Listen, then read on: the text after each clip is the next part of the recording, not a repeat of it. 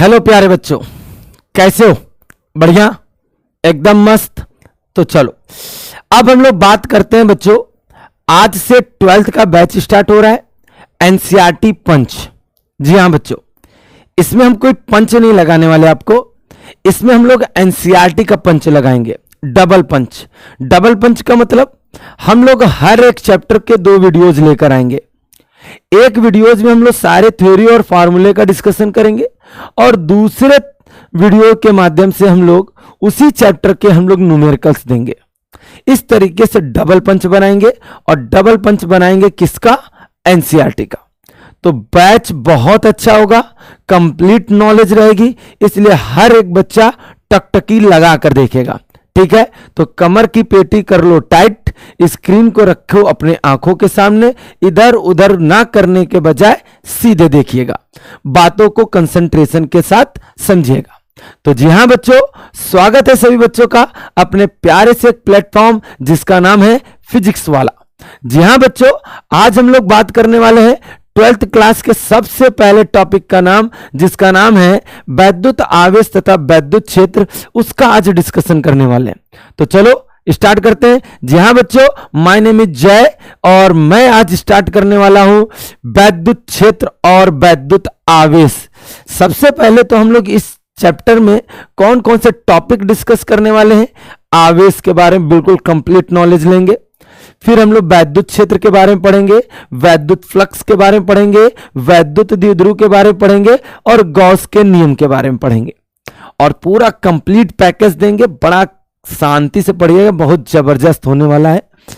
आओ जरा बच्चों चलते हैं। सबसे पहले हम लोग पढ़ते हैं आवेश।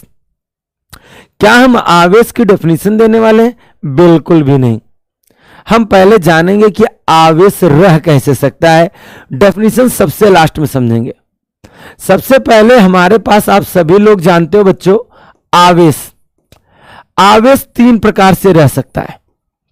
3 प्रकार से रहने का मतलब, आवेश स्थिर भी रह सकता है, आवेश गतिमान होगा तो स्थिर चाल से भी गतिमान होगा, और आवेश हम कह सकते हैं त्वरित चाल से भी गतिमान होगा। त्वरित चाल का मतलब बच्चों, उसकी चाल लगातार समय के साथ क्या होती जाएगी? बढ़ती जाएगी। तो बच्चों हम लोग क्या बात कर रहे हैं? आवेश 3 प्रकार से रह सकता है, एक तो स्थिर, एक तो स्थिर चाल से। मतलब आवेश 2 प्रकार से कह सकते हो रह सकता है, या तो स्थिर या तो गतिमान। लेकिन गतिमान भी 2 प्रकार से होगा, एक तो वो स्थिर चाल से गतिमान होगा या तो वो त्वरित चाल से गतिमान होगा। बात सभी को समझ में आई? सभी को, एक एक बच्चे को? बहुत अच्छी बात। अब बच्चों हम बात करेंगे विज्ञान की वह शाखा जिसके अंतर्गत केवल स्थिर आवेशों का अध्ययन करते हैं। स्थिर आवेशों का जब हम अध्ययन करते हैं तो विज्ञान की इस शाखा को हम लोग कहते हैं स्थिर वैद्युतिकी। इसी को कहते हैं बच्चों स्थिर वैद्युतिकी। दैट मीन्स इसी को इंग्लिश में बोला जाता है इलेक्ट्रोस्टैटिक, इलेक्ट्रोस्टैटिक्स। बात समझ में आई? वहीं अगर हम बात करें, अगर हम गतिमान आवेश का अध्ययन करें, गतिमान आवेशों का अध्ययन करें, तो गतिमान आवेश का जब हम अध्ययन करते हैं तो विज्ञान की इस शाखा को, विज्ञान की इस शाखा को अध्ययन करते हैं। विज्ञान की शाखा को बच्चों हम लोग कहते हैं धारा विद्युत। क्या कहते हैं? धारा विद्युत। दैट मीन्स इसी को बोलते हैं करंट इलेक्ट्रिसिटी, करंट इलेक्ट्रिसिटी। बोलो बच्चों, इस तरीके से जन्म होता है 2 यूनिट्स का फिजिक्स में। एक यूनिट बनती है इलेक्ट्रोस्टैटिक्स और एक बनती है करंट इलेक्ट्रिसिटी। बोलो यस और नो? बात सभी को आ रही है? तो ये हुआ करंट इलेक्ट्रिसिटी।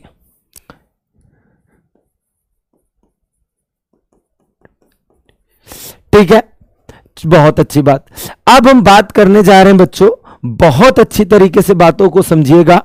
क्या अब थोड़ी सी बात करना चाह रहे, आखिरकार स्थिर आवेश है तो हम अध्ययन तो करेंगे ही करेंगे, लेकिन स्थिर आवेश करता क्या है?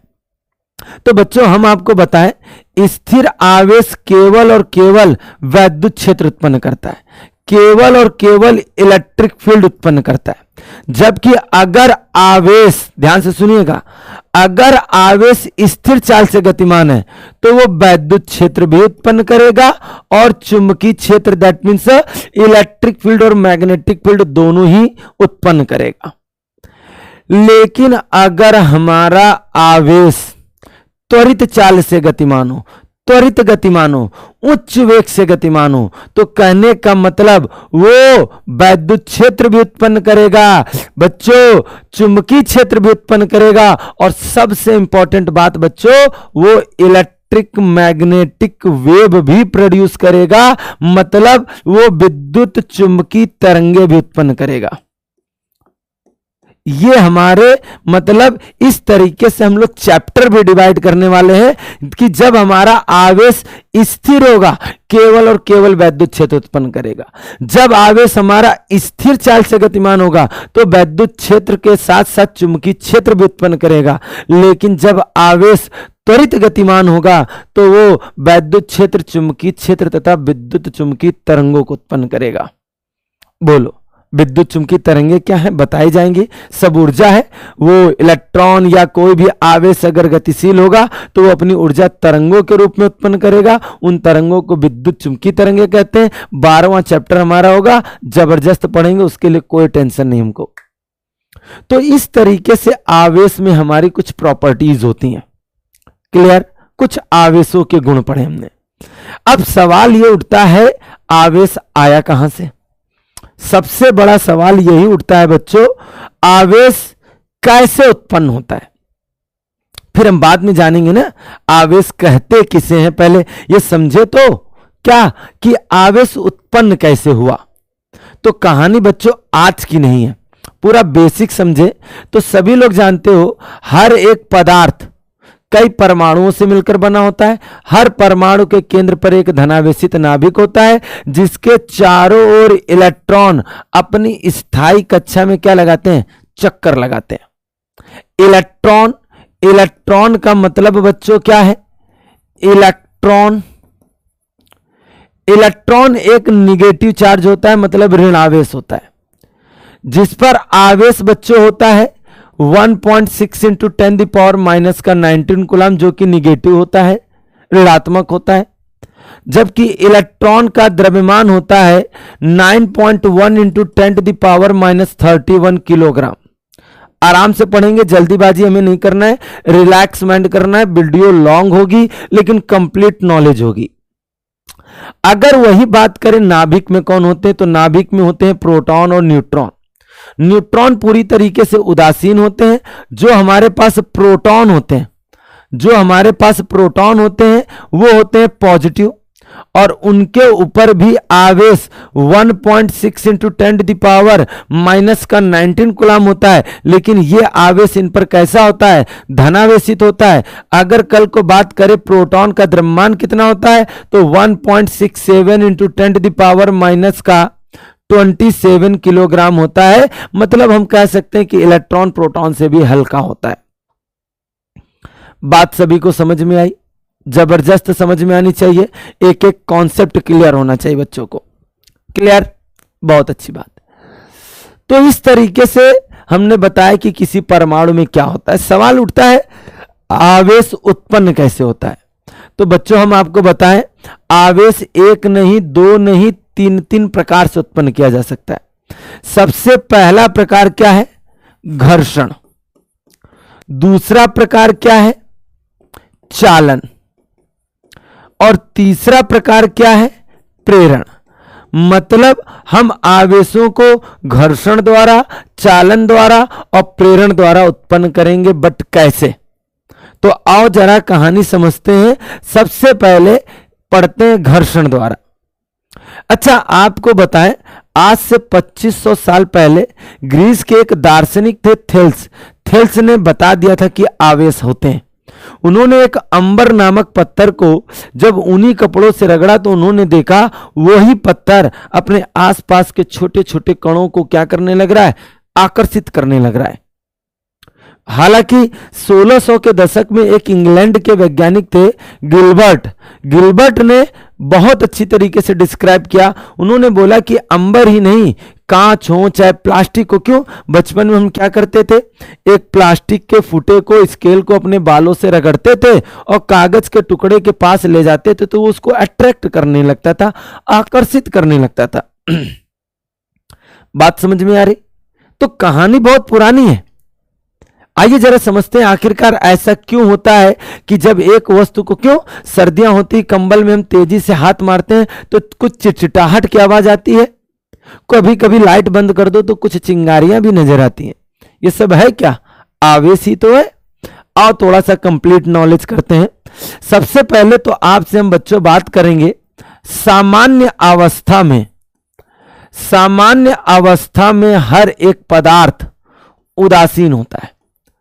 हर एक पदार्थ कैसा होता है? उदासीन होता है। सवाल उठता है कैसे? तो आपको हम बच्चों बताएं, होता यह है कि हर एक पदार्थ में जितने प्रोटॉन का मतलब धनावेश होते हैं, जितने प्रोटॉन होते हैं उतने ही उसमें इलेक्ट्रॉन भी होते हैं। इलेक्ट्रॉन का मतलब निगेटिव चार्ज। इलेक्ट्रॉन का मतलब क्या बच्चों? Negative charge. तो जितने प्रोटॉन होते हैं उतने ही इलेक्ट्रॉन होते हैं। दैट मीन्स जितना धनावेश होता है उतना ही ऋणावेश होता है, इसलिए एक दूसरे को निरस्त कर देते हैं, इसलिए उस पर कुल आवेश कितना हो जाता है? 0। लेकिन जरा कहानी को सुनो, कहानी इंटरेस्टिंग होने वाली है। जब दो वस्तुओं को आपस में रगड़ते हैं, सुनो अच्छा, अभी दोनों, ये पहली वस्तु है, पहली वस्तु क्या कर रही है? पहली वस्तु पर जितने धनावेश हैं उतने ही उसमें बच्चों ऋण आवेश भी है। इसका मतलब पहली वस्तु कैसी है? उदासीन है। उसी प्रकार से दूसरे पदार्थ में भी जितने धनावेश हैं, जितने धनावेश है उतने ही उसमें क्या है? ऋणावेश है। लेकिन जब इन दो वस्तुओं को आपस में रगड़ते हैं तो एक वस्तु से इलेक्ट्रॉन निकलकर दूसरे वस्तु में चले जाते हैं। सवाल उठता है इलेक्ट्रॉन ही क्यों निकलते हैं? तो आपको अगर डीप नॉलेज देना चाहें तो आप सभी लोग जानते हो, हर एक पदार्थ के, हर एक नाभिक के चारों ओर इलेक्ट्रॉन अपनी वृत्ति कक्षा में घूमते हैं। तो बच्चों ध्यान से सुनो, जो ये बाहरी कक्षा का इलेक्ट्रॉन होता है वो नाभिक के द्वारा लगने वाले बल का उस पर सबसे कम प्रभाव होता है। मींस जो बाहरी कक्षा का इलेक्ट्रॉन होता है उस पर नाभिक के द्वारा सबसे कम बल लगता है। तो होता क्या है कि जब हम उसको रगड़ते हैं दो पदार्थों को तो बाहरी वाले इलेक्ट्रॉन को मिल जाती है ऊर्जा, और ऊर्जा मिलते ही वो बिल्कुल हो जाता है फ्री, नल्ला हो जाता है बिल्कुल। ठीक है, तो बिल्कुल फ्री हो जाता है। तो फिर क्या करे? फ्री हो जाएगा तो इधर उधर मुंह मारेगा, तो क्या करेगा कि इधर से इलेक्ट्रॉन निकलकर एक वस्तु से दूसरे वस्तु में चले जाते हैं। तो होता क्या है? होता यह कि अगर इधर के इलेक्ट्रॉन अगर इधर आ गए तो आप जरा देखो, अगर 2 ही इलेक्ट्रॉन आ गए, पहले इसमें 3 इलेक्ट्रॉन थे, अब कितने इलेक्ट्रॉन हो गए? अब कितने इलेक्ट्रॉन हो गए? 5। मतलब इधर इलेक्ट्रॉनों की संख्या बढ़ गई।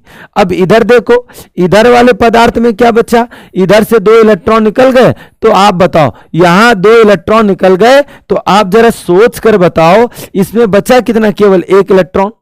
तो आप बताओ, जिसने इलेक्ट्रॉन का त्याग किया उसमें किसकी मात्रा ज्यादा हो गई? धनावेशों की। इसलिए यह पदार्थ हो जाता है धनावेशित, मींस पॉजिटिव। अब इसने इलेक्ट्रॉन को ग्रहण कर लिया, यहां इलेक्ट्रॉनों की मात्रा बढ़ गई, इसलिए पदार्थ क्या हो जाता है? ऋणावेशित। तो मैटर समझ में आ रहा है? सिस्टम पूरा समझ में आ रहा है? मतलब जब दो वस्तुओं को आपस में रगड़ते हैं तो एक वस्तु से इलेक्ट्रॉन निकलकर दूसरे वस्तु में चले जाते हैं। जिस वस्तु में इलेक्ट्रॉन की अधिकता होती है वो वस्तु ऋणात्मक हो जाता है, और जिस वस्तु में इलेक्ट्रॉनों की कमी हो जाती है वो वस्तु क्या हो जाती है? धनावेशित हो जाती है। इस प्रकार से पदार्थ में क्या उत्पन्न हुआ? आवेश। इस प्रकार से हम आवेश को 2 रूप दे पाए, एक धनावेश और एक क्या? ऋणावेश। अच्छा, बेसिक नॉलेज बिल्कुल होनी चाहिए। आप सभी लोग जानते हो समान आवेश हमेशा एक दूसरे को क्या करते हैं? प्रतिकर्षित करते हैं, जबकि विपरीत आवेश हमेशा एक दूसरे को क्या करेंगे? आकर्षित करेंगे। यह बिल्कुल बेसिक बात है। तो देखा बच्चों, पदार्थ में किस प्रकार से आवेश उत्पन्न हुआ, यह है विधि, कौन सी विधि, घर्षण विधि। बात सभी को समझ में आ गई होगी, बहुत अच्छी बात है।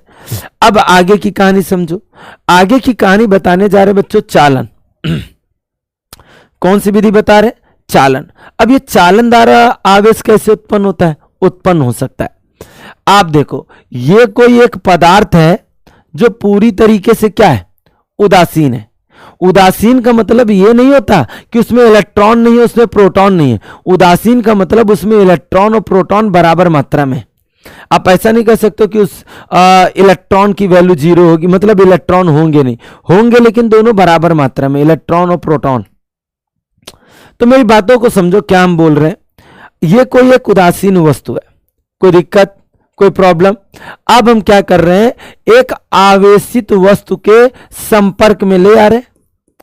बोलो, जैसे इसको इसके संपर्क में लाएंगे तो बताओ, संपर्क बिंदु से कुछ आवेश स्थानांतरित होकर इसमें चले जाएंगे कि नहीं चले जाएंगे। तो आप बताओ, अगर कुछ आवेश इस पदार्थ के अंदर चले गए या इस पदार्थ के पृष्ठ पर संचित हो गए, तो आप बताओ, इस तरीके से हम बताओ आवेश को कहीं ना कहीं चालन विधि द्वारा कहीं ना कहीं प्रवाह करके दूसरे वस्तु को दे रहे हैं कि नहीं दे रहे हैं। मतलब जब किसी अनावेशित वस्तु को आवेशित वस्तु के संपर्क में लाते हैं तो संपर्क बिंदु से आवेश का कुछ ना कुछ स्थानांतरण हो जाता है और यह आवेश इस दूसरे वस्तु के पृष्ठ पर एक समान रूप से वितरित हो जाता है। इस घटना को ही हम लोग क्या कहते हैं, चालन विधि। बोलिए, कोई डाउट, कोई प्रॉब्लम। तो आप देखो, मतलब संपर्क करके, क्यों हम सब जगह अपने घरों में जो इलेक्ट्रिसिटी फ्लो हो रही है, जो आवेश प्रवाह हो रहा है, वो सब चालन द्वारा ही तो हो रहा है, मतलब आवेश का प्रवाह हो रहा है। बोलिए, किसी बच्चे को प्रॉब्लम, किसी बच्चे को बहुत जबरदस्त तरीके से पढ़िएगा, कोई प्रॉब्लम नहीं होगी। इसको पढ़िए प्रेरण। ये बच्चों इंपॉर्टेंट है, ये इंपॉर्टेंट है, ये आपको पढ़ना चाहिए। क्यों पढ़ना चाहिए, देखो मैंने आपको बताया सामान्य अवस्था में हर एक पदार्थ उदासीन होता है। फिर आप बोलोगे क्यों होता है, क्योंकि उसमें धन आवेश और ऋण आवेश दोनों क्या होते हैं, बराबर मात्रा में होते हैं। बोलो, लेकिन मेरी बात को जरा ध्यान से सुनिएगा। ध्यान से सुनने वाली बात यह है, सोचो अगर हम इसके समीप कोई धन आवेशित वस्तु ले आए, अगर इसके समीप हम कोई धन आवेशित वस्तु ले आए तो क्या होगा, समीप ला रहे हैं, टच नहीं करा रहे। अगर समीप ले आएंगे तो क्या होगा, आप सभी को बताया गया था समान आवेश हमेशा एक दूसरे को प्रतिकर्षित करते हैं, चाहे वो दोनों धन आवेश हो चाहे वो दोनों ऋण आवेश हो, दोनों एक दूसरे को प्रतिकर्षित करेंगे। लेकिन विपरीत आवेश हमेशा एक दूसरे को क्या करेंगे, आकर्षित करेंगे। तो होगा क्या, होता यह बच्चों, जब हम इसको इसके समीप लाते हैं तो इसके अंदर जितने भी ऋण आवेश हैं वो सब आकर्षण के कारण एक ओर आ जाते हैं और जितने भी धन आवेश हैं वो सब प्रतिकर्षण के कारण दूसरी ओर चले जाते हैं। अब आप बताओ, हमने बिना स्पर्श कराए पदार्थ के भीतर आवेश के दो ध्रुव बना दिए कि नहीं बना दिए।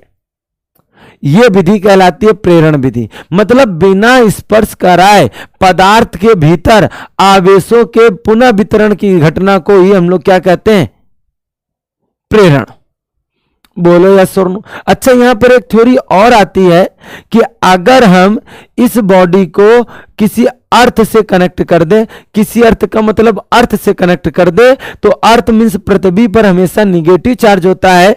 अगर निगेटिव चार्ज होता है मीन्स ऋण आवेश होता है, वो ऋण आवेश क्या करेगा, ये सारे के सारे धनावेशों को क्या कर देगा, कैंसिल कर देगा। कैंसिल कर देगा तो आप बताओ हमारे इस पदार्थ के भीतर केवल और केवल कैसा आवेश बचेगा, ऋण आवेश बचेगा। बोलो यस और नो।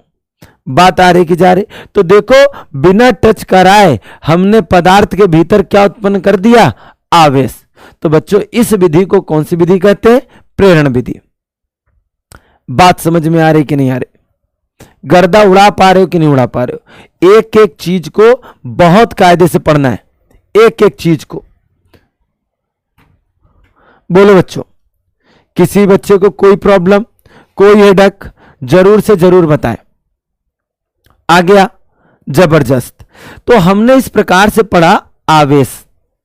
अब सवाल उठता है, आवेश को उत्पन्न करने की हमने विधियां तो सीख ली, आवेश को उत्पन्न करने की हमने विधियां सीख ली, नो डाउट, लेकिन सवाल यह उठता है बच्चों, आवेश कहते कैसे हैं? तो बहुत सीधा सा कॉन्सेप्ट है। अच्छा, हमें कैसे पता चला कि कोई वस्तु आवेशित हुई? भाई जब उस पर आवेश आया तो छोटे छोटे आवेशों को अपनी ओर क्या करने लगा? आकर्षित करने लगा, नहीं तो प्रतिकर्षित करने लगा। मतलब यह कहने का मतलब, जब किसी वस्तु पर आवेश आता है तो अपने चारों ओर एक वैद्युतमय प्रभाव उत्पन्न कर देता है। जैसे नहीं होता है, कुत्तों की गलियां होती हैं कि नहीं होती हैं? जब दूसरा कुत्ता उसकी गली में आता है तो भाव करने लगता है, क्योंकि उसके क्षेत्र में आ गया। वही हमारा आवेश है। मतलब क्या? मतलब फिजिक्स हम लोग पढ़ रहे हैं, आवेश का कंपैरिजन कुत्तों से कर रहे हैं। सब जगह बेटा फिजिक्स है, कुछ भी एग्जाम्पल से ला सकते हैं, उसमें कोई हेडक नहीं। तो क्या बोला जा रहा है? आवेश क्या है? आवेश किसी पदार्थ का वह गुण होता है जो अपने चारों ओर एक वैद्युतमय प्रभाव उत्पन्न करता है। बोलो, कॉन्सेप्ट क्लियर हुआ? सभी बच्चों को एक एक थ्योरी आनी चाहिए, सभी बच्चों को।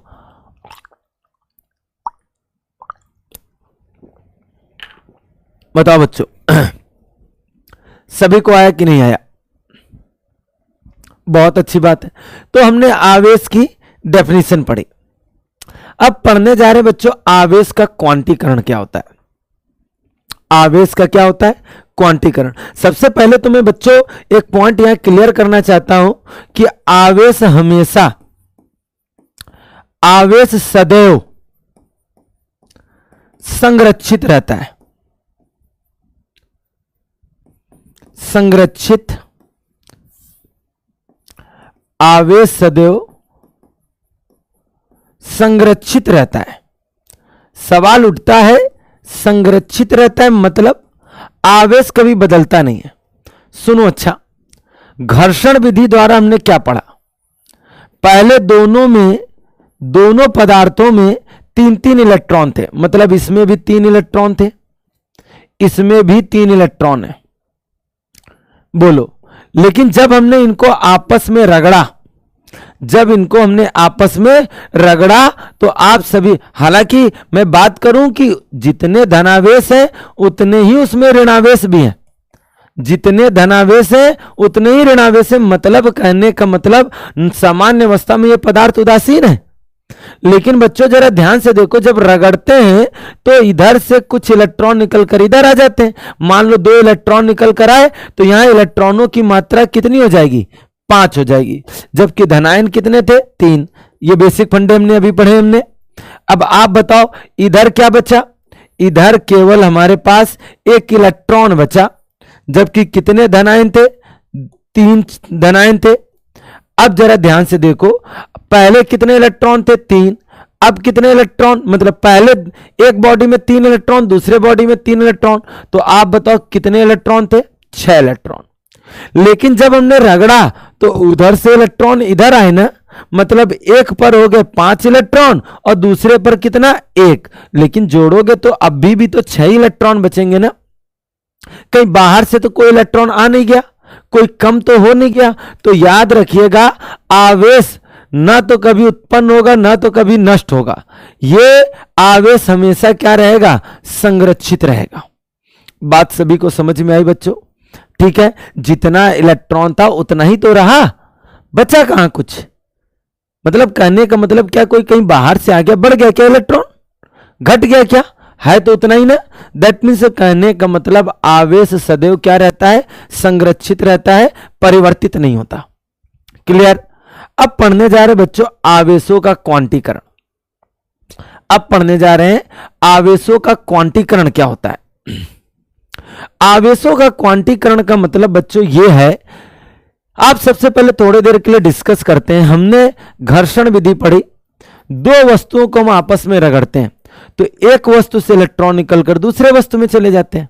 अच्छा ये बताओ, रगड़ने से ऐसा होगा क्या? आधा इलेक्ट्रॉन निकल कर आएगा, आधा वहीं रुकेगा। मतलब एक इलेक्ट्रॉन कहेगा भैया तुम रुको, वहीं छूट गए, टाइम चला गया है, छुआ ही रहे थे तब तक हटा लिए। ऐसा नहीं हो सकता, ऐसा कभी नहीं होगा। आएगा तो एक इलेक्ट्रॉन, आएगा तो दो इलेक्ट्रॉन, मतलब ऐसा नहीं होगा कि 1.5 इलेक्ट्रॉन आ गया, पौना इलेक्ट्रॉन आ गया, पाव भर इलेक्ट्रॉन आ गया। आए ट्रांसफर होगा, स्थानांतरित होगा तो पूरा आवेश होगा। आधा क्या होता है यार, बहुत सीधा सा बात है। तो आवेशों का क्वांटीकरण क्या होता है?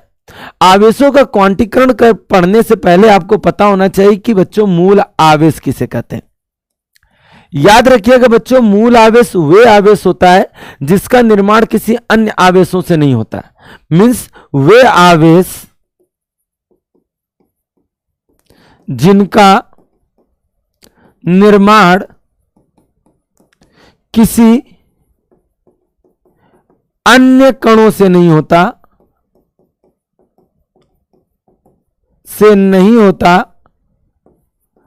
ऐसे आवेशों को मूल आवेश कहते हैं। बात समझ में आई सभी को? जैसे इलेक्ट्रॉन, एग्जाम्पल के तौर पर जैसे इलेक्ट्रॉन, प्रोटॉन, ये सब क्या होते हैं? मूल आवेश होते हैं। बात समझ में आई सभी को?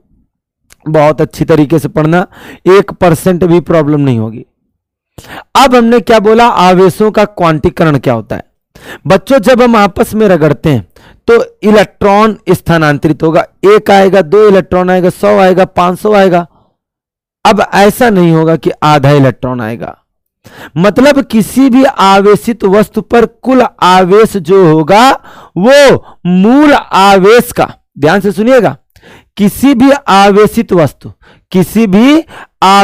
वस्तु पर कुल आवेश मूल आवेश का पूर्ण गुणज होता है।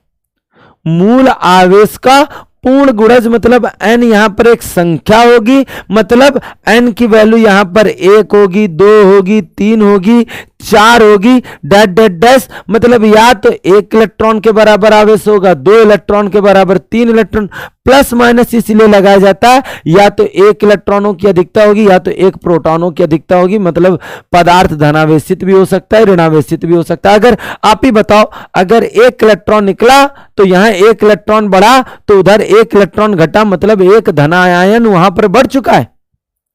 बोलो, बात समझ में आई? बेसिक के साथ पढ़ेंगे, चौकस पढ़ेंगे, पूरा यार गर्दा उड़ा देंगे हम लोग। बात समझ में आई? थोड़ा सा गला बैठा है, बाकी टॉपिक आपको समझ में आएगा। क्या कहते हो? तो हमने बोला किसी आवेशित वस्तु पर आवेश का मान मूल आवेश का पूर्ण गुणज होता है। मतलब 1 2 3 4 5 6 डैश डैश डैश। तो आप बताओ Q बराबर हम n ही दे सकते हैं कि नहीं?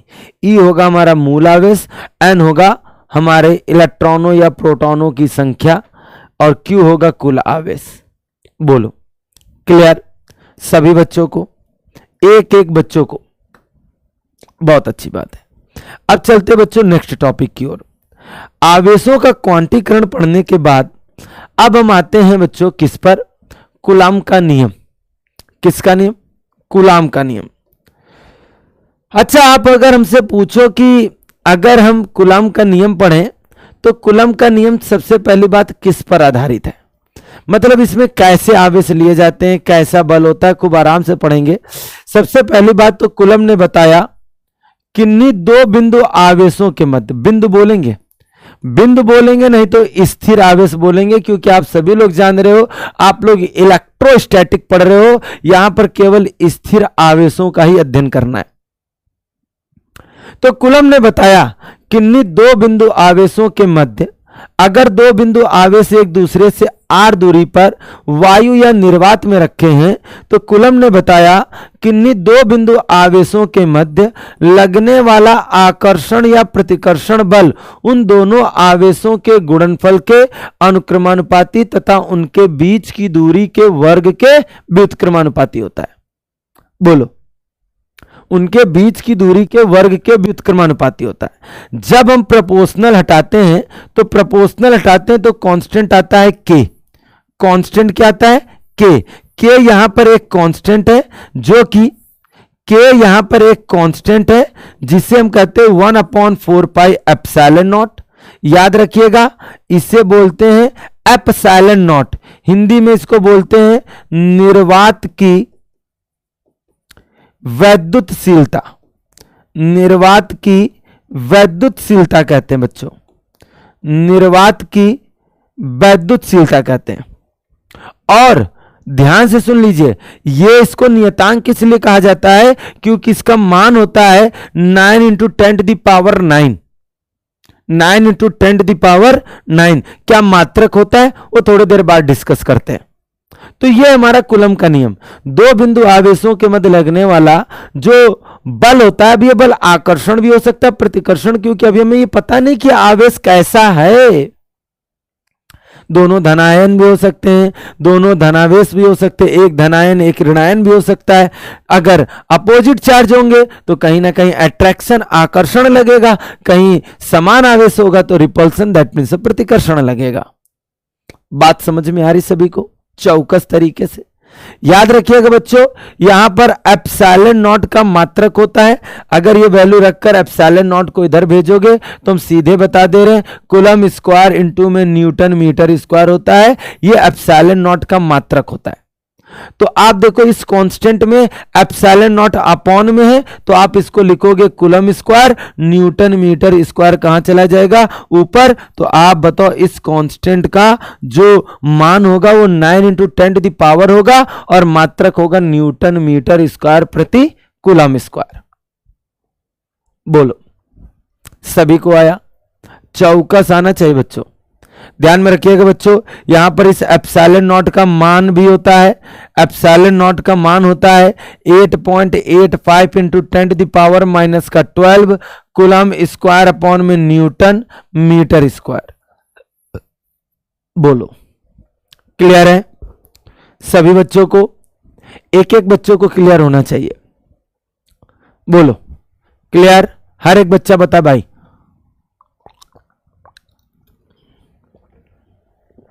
हर एक बच्चा बताओ। हर एक बच्चे को एक एक पॉइंट क्लियर होना चाहिए। बहुत अच्छी बात है। अब बच्चों हम लोग पढ़ने जा रहे हैं, यहीं पर एक और चीज पूछा जाता है, कूलम के नियम का वेक्टर रूप। कूलम के नियम का वेक्टर रूप पूछा जाता है। कूलम के नियम का वेक्टर रूप। तो क्या आप निकाल पाओगे कूलम के नियम का वेक्टर रूप? डेफिनेटली। कैसे? थोड़ा सा कंसंट्रेशन देना होगा आपको। मान लो बच्चों हमारे पास ये दो बिंदु आवेश हैं Q1 और Q2। Q1 और Q2, कोई दिक्कत नहीं, क्लियर है? मान लेते हैं इनकी मूल बिंदु से दूरियां, मूल बिंदु से इन आवेशों की दूरियां, मूल बिंदु से इन आवेशों की दूरियां मान लेते यहां से अगर इस आवेश की दूरी ले रहे हैं तो R1 वेक्टर है, मूल बिंदु से इन आवेशों की दूरियां R2 वेक्टर है। कूलम का नियम पढ़ रहे हैं, बहुत आराम से पढ़िएगा, वेक्टर रूप में पढ़ रहे हैं। अब आप ही बताओ जरा, यहां पर थोड़ा सा कंसंट्रेशन जरा देकर दिखाओ तो। आप बताओ Q1 आवेश पर यह बल लगाएगा, मतलब ये बल दोनों अगर धनावेश हैं तो ये Q2 आवेश इस पर बल लगाएगा। मान लो Q1 आवेश पर Q2 द्वारा लगने वाला बल F12 है, मतलब Q1 आवेश पर Q2 द्वारा लगने वाला बल। उसी तरीके से Q2 आवेश पर लगने वाला बल प्रतिकर्षण बाहर की ओर होगा, वो F21 होगा कि नहीं होगा? क्लियर सभी बच्चे को?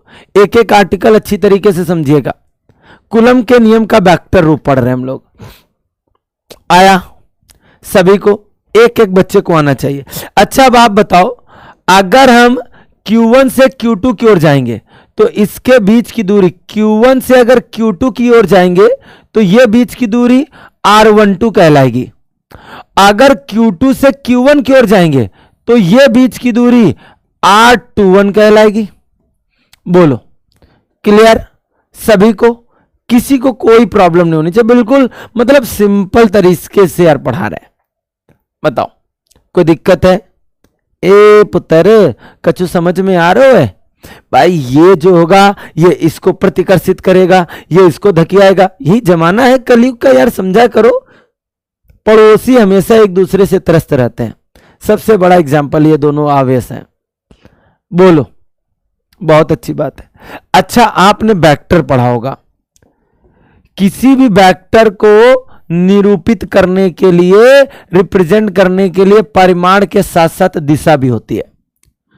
तो आप बताओ, अगर हम वेक्टर F12 की वैल्यू निकालें तो हमें परिमाण भी चाहिए और दिशा भी चाहिए।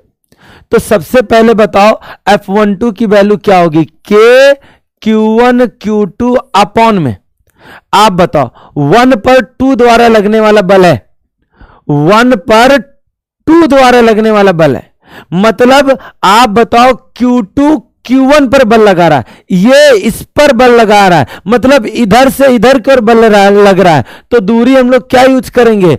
आप बताओ R21 इस्तेमाल करेंगे। आप बताओ कूलम का नियम होता है K Q1 Q2 अपॉन में R स्क्वायर। बात समझ में आई सभी को? समझ में आई कि नहीं आई, पूछना भी है आपको। अब ये तो केवल हुआ परिमाण। अगर दिशा की बात करोगे तो R21 मतलब इस दिशा में ये बल लग रहा है। देखो साथ में क्या लिख दे रहे हैं भाई, आप बताओ इधर से इधर अगर लगता है तो R21 से रिप्रेजेंट हो रहा है कि नहीं हो रहा? मतलब इस बल की दिशा इस साइड है। क्लियर? तो ये हो गया कूलम का नियम वेक्टर के रूप में। आप ऐसे भी लिख सकते हो। आप जरा सोचकर जरा बताओ, बड़ा स्लो मोशन में आप बताओ इस पर लगने वाला बल क्या है? F21 vector is equal to में K Q1 Q2। अब आप बताओ इस पर बल लगा कहां से रहा है? 1 से 2 पर बल लग रहा है, मतलब इधर से इधर की ओर बल लग रहा है। तो बताओ बल की दिशा में दूरी क्या है? R12 का स्क्वायर। आप बताओ R12 कैप होगा कि नहीं होगा? बोलो। क्लियर? सभी को, सभी बच्चों को 1% भी प्रॉब्लम है तो पूछ सकते हो। अच्छा, एक चीज जरा सुनो, आपने पढ़ा होगा 11th में सदिश योग का नियम, law of vector addition, triangle law पढ़ा होगा, त्रिभुज विधि पढ़ी होगी। त्रिभुज विधि क्या होती थी जरा ध्यान से सुनो, मैं ध्यान से पहले समझा देता हूं। हम लोग देखो यार बच्चों, कंसंट्रेशन देना पड़ेगा, टॉपिक है बड़ा, तुम उसमें मौज मस्तियां कर सकते हैं, लेकिन करते रह गए तो फिर वीडियो 5 घंटा की चली जाएगी और हम 5 घंटा बिताएंगे तो नहीं। ठीक है? हम चाहेंगे कि कंसंट्रेशन के साथ मेरा बाबू समझे, और मेरा बाबू जब कंसंट्रेशन के साथ सुनेगा तभी तो मेरा बाबू सोना बनेगा। चलो, महंगा बनेगा सोने का मतलब। आप सबसे पहले देखो, रात के वही 10:30 बजने जा रहे हैं। अब आराम से आप लोग पढ़ रहे हो तो पढ़ो भाई। तो समझो बच्चों, मतलब मैं इतने टाइम पढ़ा रहा हूं, आप कब पढ़ रहे हो ये मुझे नहीं मतलब है। तो सबसे पहले आप बताओ, आपने त्रिभुज विधि में क्या पढ़ा? अगर दो सदिश किसी त्रिभुज की 2 भुजाओं को निरूपित करें जबकि वो दोनों एक ही ऑर्डर में हो, एक ही ऑर्डर का मतलब देखो इसका हेड उसके टेल से कनेक्टेड हो, तो आप बताओ इन दोनों का परिणामी हमेशा त्रिभुज की तीसरी भुजा को निरूपित करेगा, लेकिन वो इन दोनों के विपरीत क्रम में लिया जाएगा। मतलब सुनो, अगर 2 वेक्टर किसी त्रिभुज की 2 भुजाओं को निरूपित किया जा रहा हो जबकि वो वेक्टर एक ही क्रम में हो, तो इन दोनों का परिणामी वेक्टर, इन दोनों का परिणामी वेक्टर मतलब कुल वेक्टर हमेशा त्रिभुज की तीसरी भुजा को निरूपित करेगा, लेकिन वो विपरीत क्रम में लिया जाएगा।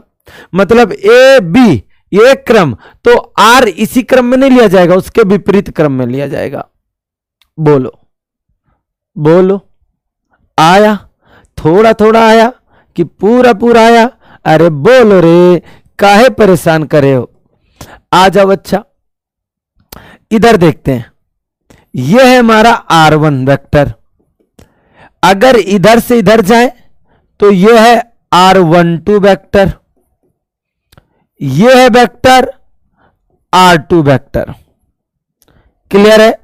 तो आप जरा बताओ, ये दोनों एक ही क्रम में है तो हम लिख सकते हैं R1 vector plus R12 vector is equals to में R2 वेक्टर। तो आप बताओ R12 बराबर R1 वेक्टर माइनस का R2 वेक्टर होगा कि नहीं होगा? बोलो। क्लियर है सभी को? अब जरा देखो, ये है हमारा R1, ये है हमारा R2। ध्यान से सुनो, अगर Q2 से Q1 की ओर जाओगे, तो क्या लोगे? R21। क्लियर है?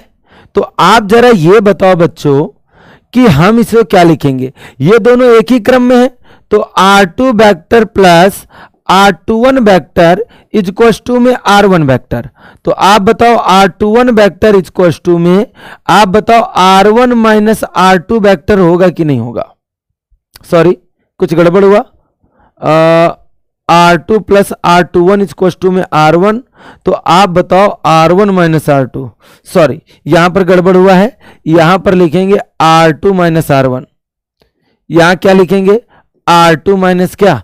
R1। इसको उधर लेकर गए तो कुछ सीख रहे बच्चों। मतलब R12 क्या है? R2 minus R1।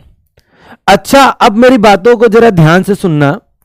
अगर हम R21 ऐसे ही है, अगर माइनस कॉमन कर लेंगे तो R21 माइनस R1 हो जाएगा। बोलो। तो मतलब आप बताओ R21 को हम माइनस R12 नहीं लिख सकते हैं? बोलो। क्लियर है? मतलब ये दोनों एक दूसरे के विपरीत हैं। ये दोनों एक दूसरे के क्या है? विपरीत हैं। और ये देखो यहां पर एक दूसरे की दिशाओं को निरूपित कर रहे हैं। यहां पर हमने बोला कि ये दोनों दूरियां एक दूसरे के क्या है? विपरीत हैं। तो आप बताओ इनकी दिशाएं एक दूसरे के विपरीत हुई कि नहीं हुई? इससे यह सिद्ध होता है कि ये जो दोनों बल हैं F12 और F21, ये एक दूसरे के देखो परिमाण में तो बराबर हैं लेकिन दिशा में एक दूसरे के क्या है? विपरीत है।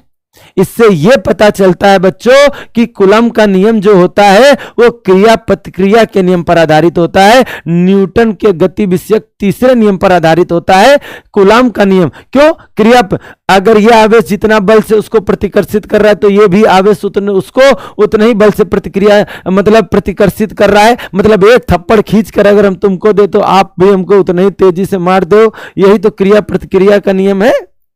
तो देखो बच्चों, हम लोग प्रूफ कर देते हैं यह कूलम्ब का नियम वेक्टर रूप में है, लेकिन हम लोग प्रूफ कर पा रहे हैं कि कूलम्ब का जो नियम होता है वो क्रिया प्रतिक्रिया के नियम पर आधारित होता है। बोलिए। सभी को आया? सभी बच्चों को आया? सभी प्राणियों को भी आना चाहिए। हौकम हम छौकम छौक। बोलो। बताइयो। कछु आए तो बताइयो। ठीक है? शर्मइयो नहीं। शर्मइयो तो फिर सब शर्मा जाइयो। सर कहाँ के हो पूछोगे हमसे? अरे हम गर्दा उड़ा देते हैं यार, बिहार। ठीक है? अब देखो, बहुल आवेशों के बीच लगने वाला बल, ये थोड़ा सा अच्छा है, कॉम्प्लिकेशन है इसमें। इसके हम लोग न्यूमेरिकल्स की प्रैक्टिस मतलब बहुत सारी कराएंगे हम, बहुत सारी। सुनो ए, बहुत सारी कराएंगे। सुनो। अच्छा क्या? सुनो। सपोज करो कि हमारे पास एक त्रिभुज है। हाथ से काहे बनाओ? जब यार सिस्टम है तो सिस्टम का यूज करो। सिस्टम में रहकर ही सिस्टम का यूज नहीं कर पाएंगे तो ये क्या कर पाएंगे हम जीवन में? कछु नहीं कर पाएंगे। उम्मीद है क्या कुछ कर पाएंगे? तो सुनो बच्चा पार्टी, सुनो। तुम सुनो। तुम ना राजनीति के चक्कर में ना, तुम केवल पढ़ो। ठीक है? तुम्हें केवल पढ़ाइयों से राजनीति करनी है। देखो बच्चों, ये एक त्रिभुज है। त्रिभुज है। इस त्रिभुज के प्रत्येक कोने पर Q आवेश है। अब क्वेश्चन क्या बोल रहा है? इसके सेंटर पर एक कैपिटल Q चार्ज है। इसके सेंटर पर एक क्या है? कैपिटल Q चार्ज है। तो क्वेश्चन बोल रहा है Q आवेश पर लगने वाला बल बताओ। तो सबसे पहले बताओ इस पर बल लगाएगा कौन कौन। अब आप जरा पहले ये बताओ, ये एक समबाहु त्रिभुज है, मान लो इसकी भुजा कितनी है, A है। तो आप बताओ यहां से इस पर एक परपेंडिकुलर एक लंब डाला है, तो ये कितना हो जाएगा, A/2 हो जाएगा। अच्छा, समबाहु त्रिभुज है तो ये पूरा कोण कितना होगा, 60 अंश होगा कि नहीं होगा। थोड़ा गोरे वाले रंग से दिखे ना, गोरे रंग पर इतना गुमान कर आ जाओ। आप बताओ ये एंगल कितना होगा, 60 डिग्री। तो मेरे बेटे को पता है ये एंगल कितना होगा, 30 डिग्री। अब आप बताओ ये हो गया लंब, ये हो गया 90, ये कर्ण, तो ये हो गया आधार और ये है कर्ण। तो आधार बटे कर्ण किस में होता है, आधार बटे कर्ण कॉस में होता है। तो आप बताओ कॉस 30 इज इक्वल टू में आधार बटे कर्ण, कर्ण की भी दूरी मान लेते हैं r। तो आप बताओ r बराबर A/2 cos 30, cos 30 की वैल्यू √3/2, तो A√3/4 हो जाएगा कि नहीं हो जाएगा, बोलो बोलो, कोई प्रॉब्लम। मतलब हमने इन दोनों आवेशों के बीच की क्या निकाली, दूरी निकाली। cos 30 आधार बटे में क्या लिया, कर्ण, आधार की वैल्यू A/2 थी, r cos 30 को नीचे लाया। एक मिनट रुको, एक मिनट रुको जरा, r नीचे जाएगा, r नीचे, तो आप बताओ r ऊपर जाएगा तो A/2 cos 30 होगा, बोलो यस और नो। तो आप बताओ A/2, अब आप जरा गौर से देखो, इसकी वैल्यू √3/2 कैंसिल होगा तो ये वैल्यू आएगी केवल A/√3, बोलो। तो हमने इन दोनों आवेशों के बीच की दूरी निकाली और आपको परेशान नहीं होना है, जो दूरी ये होगी वही दूरी ये होगी, क्योंकि यहां पर भी एंगल क्या बनेगा, सॉरी यहां पर भी एंगल बनेगा 30। आप बताओ ये बनेगा A/2 और फिर निकालोगे आधार बटे, आप बताओ cos 30 बराबर आधार बटे क्या लोगे, कर्ण, कर्ण है हमारे पास r को इधर लाओगे cos 30, बताओ A/में √3 आएगा कि नहीं आएगा। तो क्वेश्चन बोल रहा है बहुत आवेश अगर दिए हो तो हम बल कैसे निकालेंगे, निकाल लेंगे, थोड़ा गर्दा उड़ाकर निकालेंगे। लेकिन आओ जरा समझो, सबसे पहले बताओ ये आवेश यहां पर रखे आवेश को बाहर की ओर एक बल लगाएगा। आप बताओ ये आवेश यहां पर रखे इस आवेश पर बाहर की ओर एक बल लगाएगा, बोलो F2। ये भी आवेश, क्यों, दोनों पॉजिटिव चार्ज हैं, दोनों समान आवेश हैं, दोनों एक दूसरे को प्रतिकर्षित करेंगे पुत्र। तो आप बताओ ये बल F3 होगा कि नहीं होगा। देखो ये हो गया F1, ये हो गया F2, ये हो गया क्या, F3।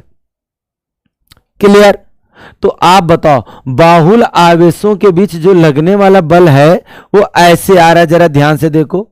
F1 का डायरेक्शन इधर आ रहा है, F2 का डायरेक्शन इधर आ रहा है, F3 का डायरेक्शन इधर आ रहा है, बोलो।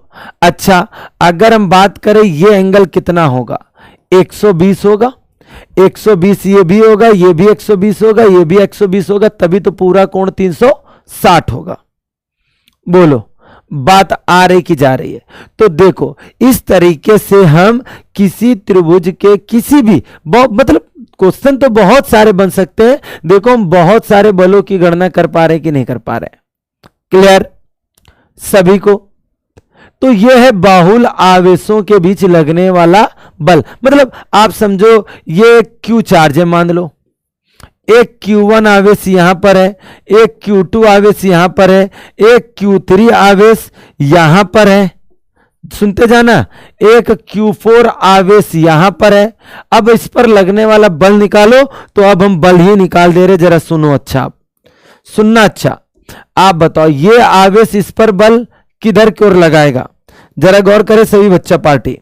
आप बताओ ये आवेश इस पर इधर की ओर बल लगाएगा, मतलब बल यहां पर इस आवेश पर लगेगा, लेकिन जरा गौर से देखिए ये बल F1 बाहर की ओर होगा, मतलब ये बीच की दूरी समझ लो R1 है, क्लियर, बहुत अच्छी बात है। अब जरा गौर से देखो, अब आप ही बताओ, मुझे कुछ नहीं बताना है, सब आप सोचकर बताओ, अगर ये आवेश बल लगाएगा तो इधर की ओर लगेगा कि नहीं लगेगा? ये आवेश बल लगाएगा, खूब आराम से देखो। अब हम केवल डायग्रामें बनाएंगे आपके लिए। ये इधर की ओर बल लगाएगा कि नहीं लगाएगा? आप बताओ। अगर हम बात करें ये आवेश, कौन सा आवेश? ये आवेश जो होगा वो इस पर इधर की ओर बल लगाएगा कि नहीं? तो आप ही बताओ, एक ही आवेश पर ये हो गया F4। अब बताओ, ये हो गया पिंक वाला F3 और ये हो गया हरा वाला F4। आप बताओ, एक ही आवेश पर कई आवेशों द्वारा क्या लग रहा है? बल लग रहा है। तो अगर हम कुल बल निकालेंगे तो F वेक्टर बराबर हम सभी बलों के सदिश योग का पालन करेंगे, F3 प्लस F4 प्लस का डैट डैट डैश। बोलो, क्लियर? अगर हमें कुल बल निकालना होगा तो सभी बलों को ऐड करना होगा, बट ये वेक्टर रूप है। बोलो, तो आप बताओ, एक ही आवेश पर बहुत आवेशों द्वारा लगने वाले बल ये होंगे कि नहीं होंगे? बात सभी को समझ में आ रही है? बात सभी को समझ में आनी चाहिए। क्लियर है? अगर n आवेशों द्वारा बल पूछा गया तो आप बताओ, हम इसे ऐसे लिखेंगे, k का मतलब 1/4 पाई एप्सिलॉन नॉट कॉमन करेंगे। अब क्या लिखेंगे? Sigma Q, capital Q upon में R का स्क्वायर। आप बताओ, एक आवेश से लेकर n आवेश तक का लगने वाला बल यहां से निकाल लेंगे। हम अपना एक फार्मूला ऐसा कुछ देने वाले हैं। हटो यार, परेशान कर लेते हैं हमको। छोड़ो, हटाओ। बोलो, बात समझ में आई कि नहीं आई? क्लियर है? तो ये है बहुल आवेशों के बीच लगने वाला बल, बहुत से आवेशों के द्वारा किसी एक आवेश पर लगने वाला बल। बोलो बच्चों,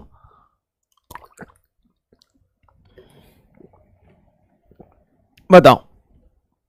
सभी बच्चों को आया? सभी प्राणियों को आया?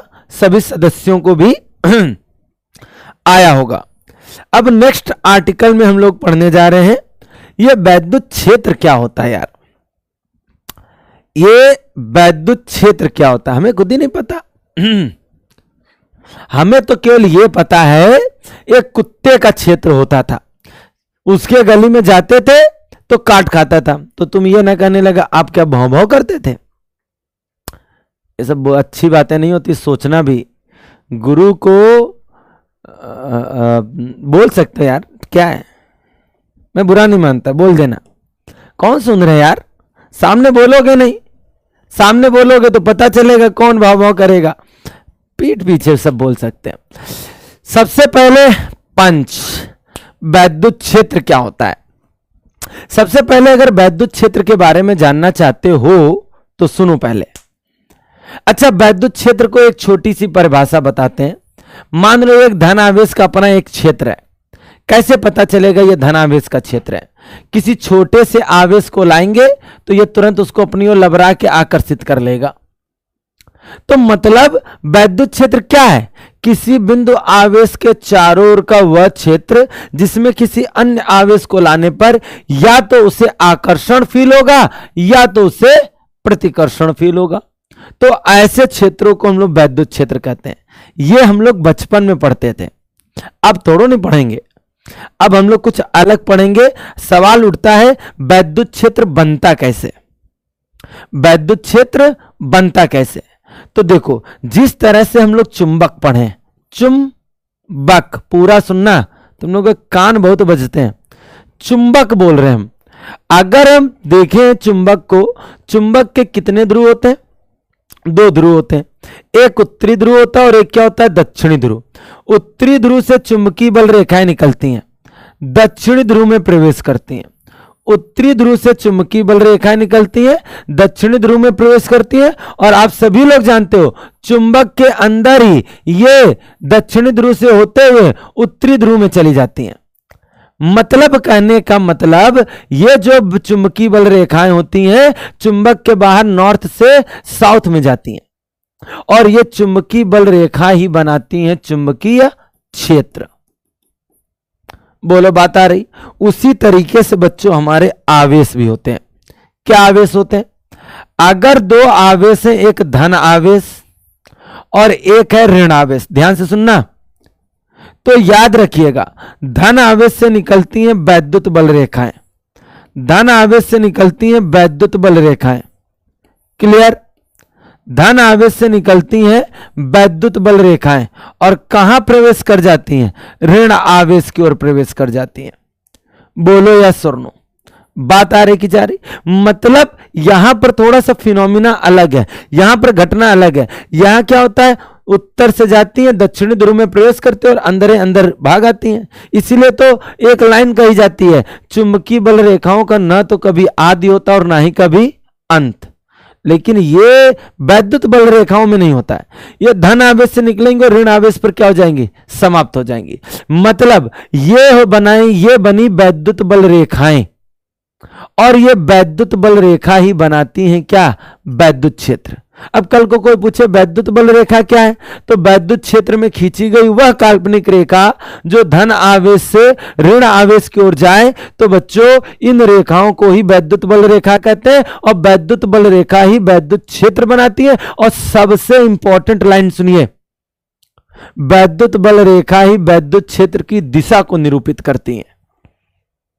वैद्युत बल रेखा ही वैद्युत क्षेत्र की दिशा को निरूपित करती है। इसका मतलब वैद्युत क्षेत्र की दिशा धन आवेश से लेकर किधर की ओर होती है? ऋण आवेश की ओर होती है। अब लेकिन तुमने ये कह दिया कि सर अगर किसी वस्तु में केवल धन आवेश है तो क्या करेंगे?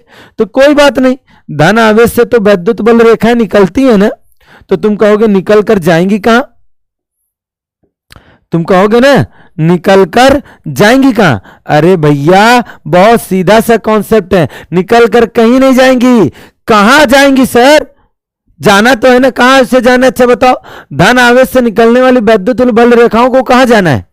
ऋण आवेश पर। अब ऋण आवेश का पता नहीं तो धन आवेश से निकलेंगी, जब तक ऋण आवेश नहीं मिलेगा तब तक वो चलती रहेंगी। मतलब आप बोल सकते हो ये इन्फानाइट तक जाएंगी अगर नहीं मिलेगा तो आप बताओ केवल धन आवेश के लिए वैद्युत बल रेखाएं किधर की ओर जा रही? बाहर की ओर। और अभी एक पॉइंट बताया है, वैद्युत बल रेखा ही वैद्युत क्षेत्र बना रही है। वैद्युत बल रेखा की दिशा वैद्युत क्षेत्र की दिशा बता रही है। तो बताओ धन आवेशों के लिए वैद्युत बल रेखाएं किधर की ओर जा रही हैं? बाहर की ओर। इसका मतलब धन आवेश के लिए वैद्युत क्षेत्र की दिशा किधर की ओर होगी? बाहर की ओर होगी।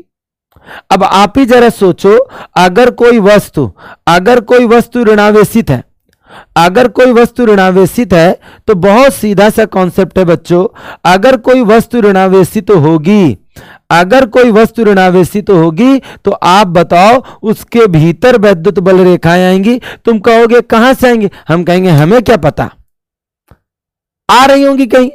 कहां से आ रही होंगी? अनंत से आ रही होंगी, लेकिन अंदर क्यों रही है? इसलिए हम बोलेंगे क्या कि ऋण आवेश के लिए वैद्युत क्षेत्र की दिशा अंदर की ओर होती है। बोलिए, आर्टिकल आया सभी को? सभी को आया? वैद्युत क्षेत्र के बारे में सीखने को आया? हाँ, एक चीज और समझाना चाहेंगे। सोचो अगर इस वैद्युत क्षेत्र में कोई धनावेश और ऋणावेश रख दें, इस वैद्युत क्षेत्र में अगर कोई धनावेश रख दें तो आप बताओ, बहुत सीधा सा कॉन्सेप्ट समझो, आप जरा ध्यान से सुनो, आप बताओ यह ऋण आवेश उस पर एक बल लगाएगा कि नहीं लगाएगा?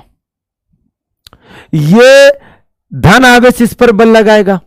मतलब अच्छा, बल, आप वैद्युत क्षेत्र की तीव्रता की परिभाषा पढ़ लीजिए। वैद्युत क्षेत्र की तीव्रता किसे कहते हैं? वैद्युत क्षेत्र में स्थित किसी आवेश पर लगने वाले बल तथा उस आवेश के अनुपात को वैद्युत क्षेत्र की तीव्रता कहते हैं। कल को पूछा जाए बल कितना लगेगा तो आप बोलोगे F बराबर क्या लगेगा? QE लगेगा। F बराबर कितना लगेगा? QE। लेकिन किधर की ओर लगेगा ये जरा देखिए, आप जरा ध्यान से देखिए। धन आवेश पर जो लगने वाला बल होगा वो वैद्युत क्षेत्र की दिशा में होगा, जबकि ऋण आवेश पर जो लगने वाला बल होगा वो वैद्युत क्षेत्र के विपरीत दिशा में होगा। कुछ आ रहा है, पल्ले पड़ रहा है कि मतलब चिल्लाए पड़े?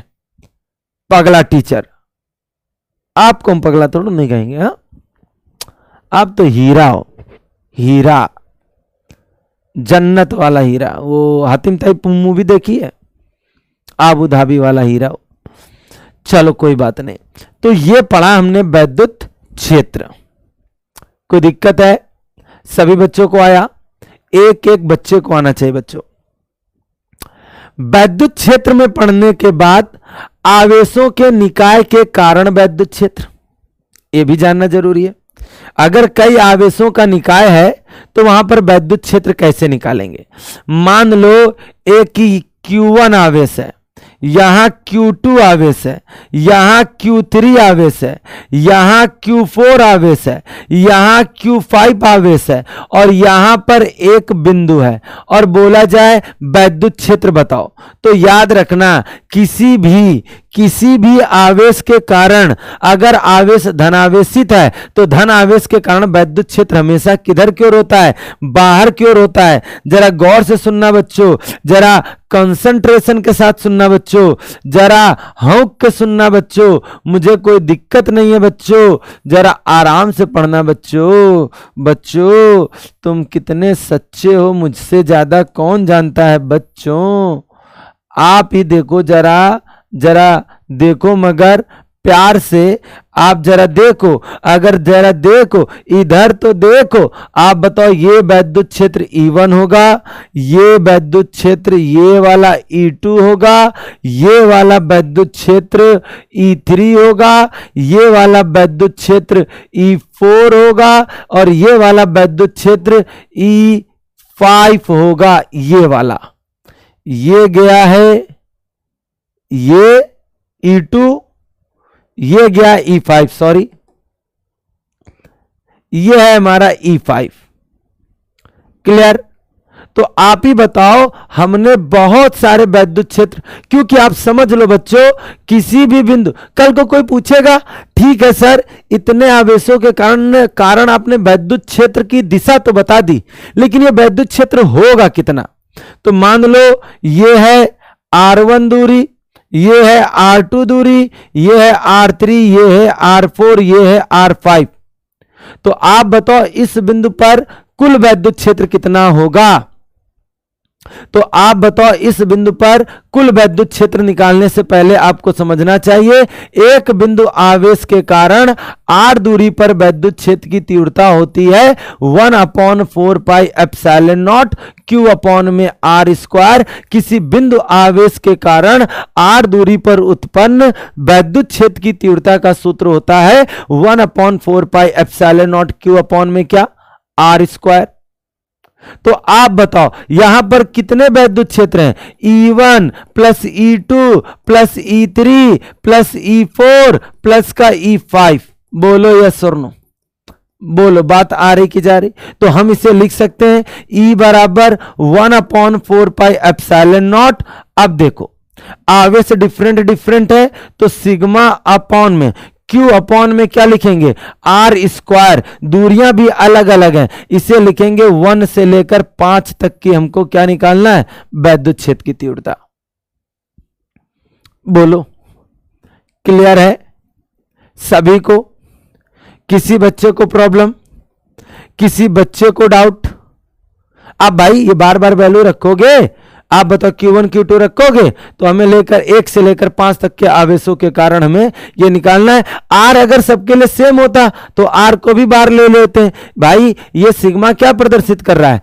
बीजगणितीय योग को प्रदर्शित कर रहा है, तो हम सभी का योग कर लेंगे। बोलो बात समझ में आ रही कि नहीं आ रही है? क्लियर सभी को कोई डाउट? भाई आप चाहो तो वैल्यू पुट करते जाओ इस फार्मूले के according. 1/4 pi epsilon not Q1 upon R1 square, 1/4 pi epsilon not Q2 upon R2 square. क्यों उतना लेथन में पढ़ रहे हो? डायरेक्ट लिखा जाता है। नहीं आया? बहुत जबरदस्त, बहुत अच्छे बच्चों।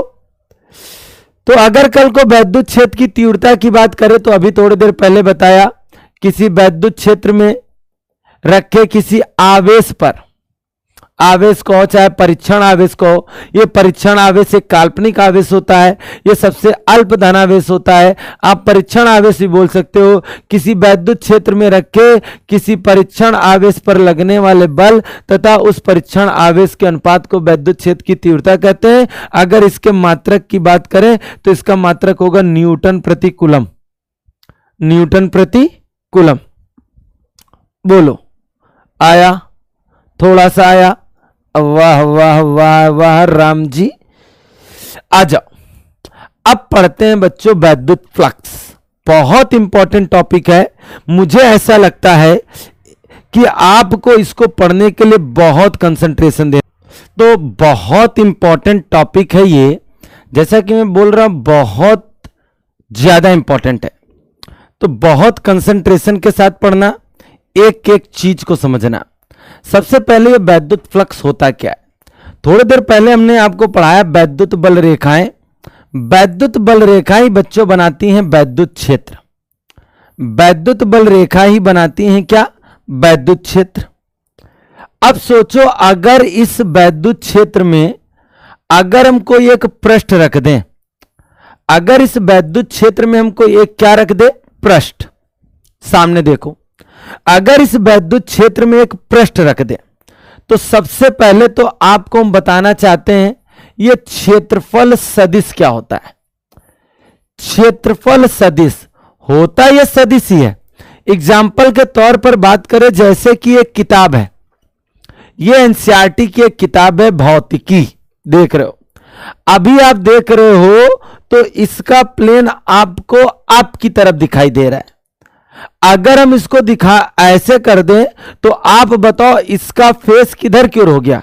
मेरी तरफ हो गया कि नहीं हो गया?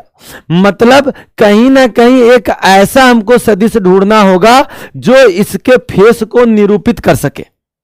मतलब वही होता है क्षेत्रफल सदिश। मतलब क्षेत्रफल एक अदिश राशि होती है, लेकिन क्षेत्रफल सदिश एक सदिश राशि होती है। परिमाण तो इसका वही होता है। किसी भी, अगर मान लो कोई एक समतल पृष्ठ लेते हैं, एक ये समतल पृष्ठ है, तो याद रखिएगा समतल पृष्ठ का क्षेत्रफल तो वही होगा, परिमाण तो वही होगा, लंबाई गुणे चौड़ाई।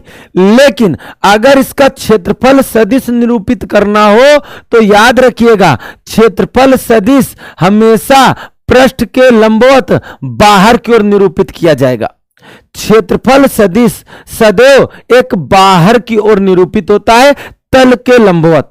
जैसे जैसे ठीक है, आप बताओ, अभी बुक ऐसे रखा है, इसको पृष्ठ, ये हमारा समतल पृष्ठ, समतल पृष्ठ का जो क्षेत्रफल सदिश होगा वो पृष्ठ के लंबवत किधर की ओर दर्शाया जाएगा? ऊपर की ओर। क्यों? हमने बोला नहीं, क्षेत्रफल सदिश सदैव पृष्ठ के लंबवत बाहर की ओर होता है।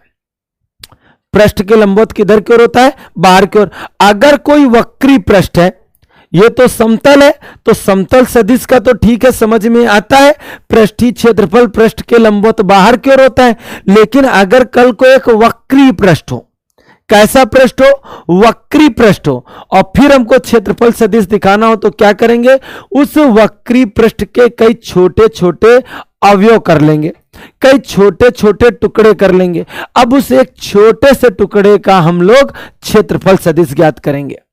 बात आ रही की जा रही? और उस छोटे से टुकड़े का वो समतल सदिश, वो एक प्रकार से समतल पृष्ठ बनेगा, और उसका जो क्षेत्रफल सदिश होगा पृष्ठ के लंबवत किधर की ओर होगा? बाहर की ओर होगा। तो बच्चों, ये कोई एक पृष्ठ है जिसका आप देख रहे हो, अगर क्षेत्रफल सदिश देखा जाए तो पृष्ठ के लंबवत बाहर की ओर दर्शाया जाएगा कि नहीं दर्शाया जाएगा? मतलब इसका क्षेत्रफल सदिश वैद्युत क्षेत्र की दिशा में। तो कहा क्या जा रहा है? वैद्युत फ्लक्स कहते किसे हैं? वैद्युत फ्लक्स कहते किसे? जैसे कि ठीक है, ये हमारा एक पृष्ठ है, इससे कई सारी वैद्युत बल रेखाएं गुजर रही हैं। बोलो, कई सारी वैद्युत बल रेखाएं क्या हो रही हैं? गुजर रही हैं। बात समझ में आ रही सभी को? अब आप जरा गौर से देखो, वैद्युत फ्लक्स किसे कहते हैं? बहुत छोटी सी डेफिनेशन है। वैद्युत क्षेत्र में अगर कोई पृष्ठ रख दें तो बताओ वैद्युत बल रेखाएं उस पृष्ठ से होकर जाएंगी कि नहीं जाएंगी? और जब वैद्युत बल रेखाएं किसी पृष्ठ से होकर जाती हैं, एक्चुअल में उन्हीं को वैद्युत फ्लक्स कहते हैं। एक्चुअल में उन्हीं को हम लोग क्या कहते हैं? वैद्युत फ्लक्स। मतलब बोला यह जाता है वैद्युत क्षेत्र में स्थित किसी पृष्ठ से गुजरने वाली वैद्युत बल रेखाओं की संख्या को ही वैद्युत फ्लक्स कहते हैं। वैद्युत क्षेत्र में स्थित किसी पृष्ठ से गुजरने वाली वैद्युत बल रेखाओं को ही वैद्युत फ्लक्स कहते हैं। अभी आप देखो, अभी अगर मैं बात करूं, जरा ध्यान से सुनिएगा, अभी हमारा पृष्ठ हमारा जो पृष्ठीय क्षेत्रफल है, क्षेत्रफल सदिश है, वो वैद्युत क्षेत्र की दिशा में, ये पोजीशन है। वैद्युत क्षेत्र की दिशा भी इधर से जा रही है, ट्रुन ट्रुन ट्रुन, बहुत सारी वैद्युत बल रेखाएं इससे होकर जा रही हैं। तो अभी इसका क्षेत्रफल सदिश वैद्युत क्षेत्र की दिशा में। तो आप बताओ अभी कितनी वैद्युत बल रेखाएं गुजर रही हैं? केवल 3। एक्चुअली में वैद्युत फ्लक्स को हम फाई से रिप्रेजेंट करते हैं। किससे रिप्रेजेंट करते हैं? फाई ई से। जरा गौर करें सभी लोग। मिस कहने का मतलब बच्चों यह है कि हमारी वैद्युत बल रेखाओं की संख्या ही वैद्युत फ्लक्स है, लेकिन कंडीशन है जब वो किसी पृष्ठ से गुजरे, मतलब वैद्युत क्षेत्र में स्थित पृष्ठ से गुजरने वाली वैद्युत बल रेखाओं की संख्या को वैद्युत फ्लक्स कहते हैं। वैद्युत फ्लक्स एक संख्या है। बात समझ में आ रही सभी को? बहुत अच्छी बात है। अच्छा, इसका एक फार्मूला भी दिया जाता है। सोचो, अच्छा यह वैद्युत फ्लक्स किन किन बातों पर निर्भर करता है? सोचो बच्चों, अगर कल को हम पृष्ठ का क्षेत्रफल बढ़ा दें, क्षेत्रफल सदिश तो उसी दिशा में, लेकिन अगर हम इसका क्षेत्रफल बढ़ा दें तो बताओ, पहले 3 वैद्युत बल रेखाएं गुजर रही थी, अब कितनी गुजरने लगी? 5। तो बताओ क्षेत्रफल बढ़ाने पर वैद्युत फ्लक्स भी बढ़ रहा है कि नहीं बढ़ रहा? दैट मीन्स 5 प्रोपोर्शनल टू ए है। सोचो बच्चों, अगर कल को हम इलेक्ट्रिक फील्ड भी बढ़ा दें, मतलब वैद्युत क्षेत्र बढ़ा दें, वैद्युत क्षेत्र कैसे बढ़ेगा? अगर हम वैद्युत बल रेखाओं की संख्या बढ़ा दे रहे, तो आप बताओ वैद्युत बल रेखाओं की संख्या बढ़ाने पर वैद्युत क्षेत्र भी बढ़ रहा है, या उल्टा बोल दो, वैद्युत क्षेत्र बढ़ाने पर वैद्युत बल रेखाओं की संख्या बढ़ी, दैट मीन्स गुजरने वाला वैद्युत फ्लक्स भी बढ़ा। इसका मतलब फाई किस पर डिपेंड कर रहा है? ई पर भी डिपेंड कर रहा है।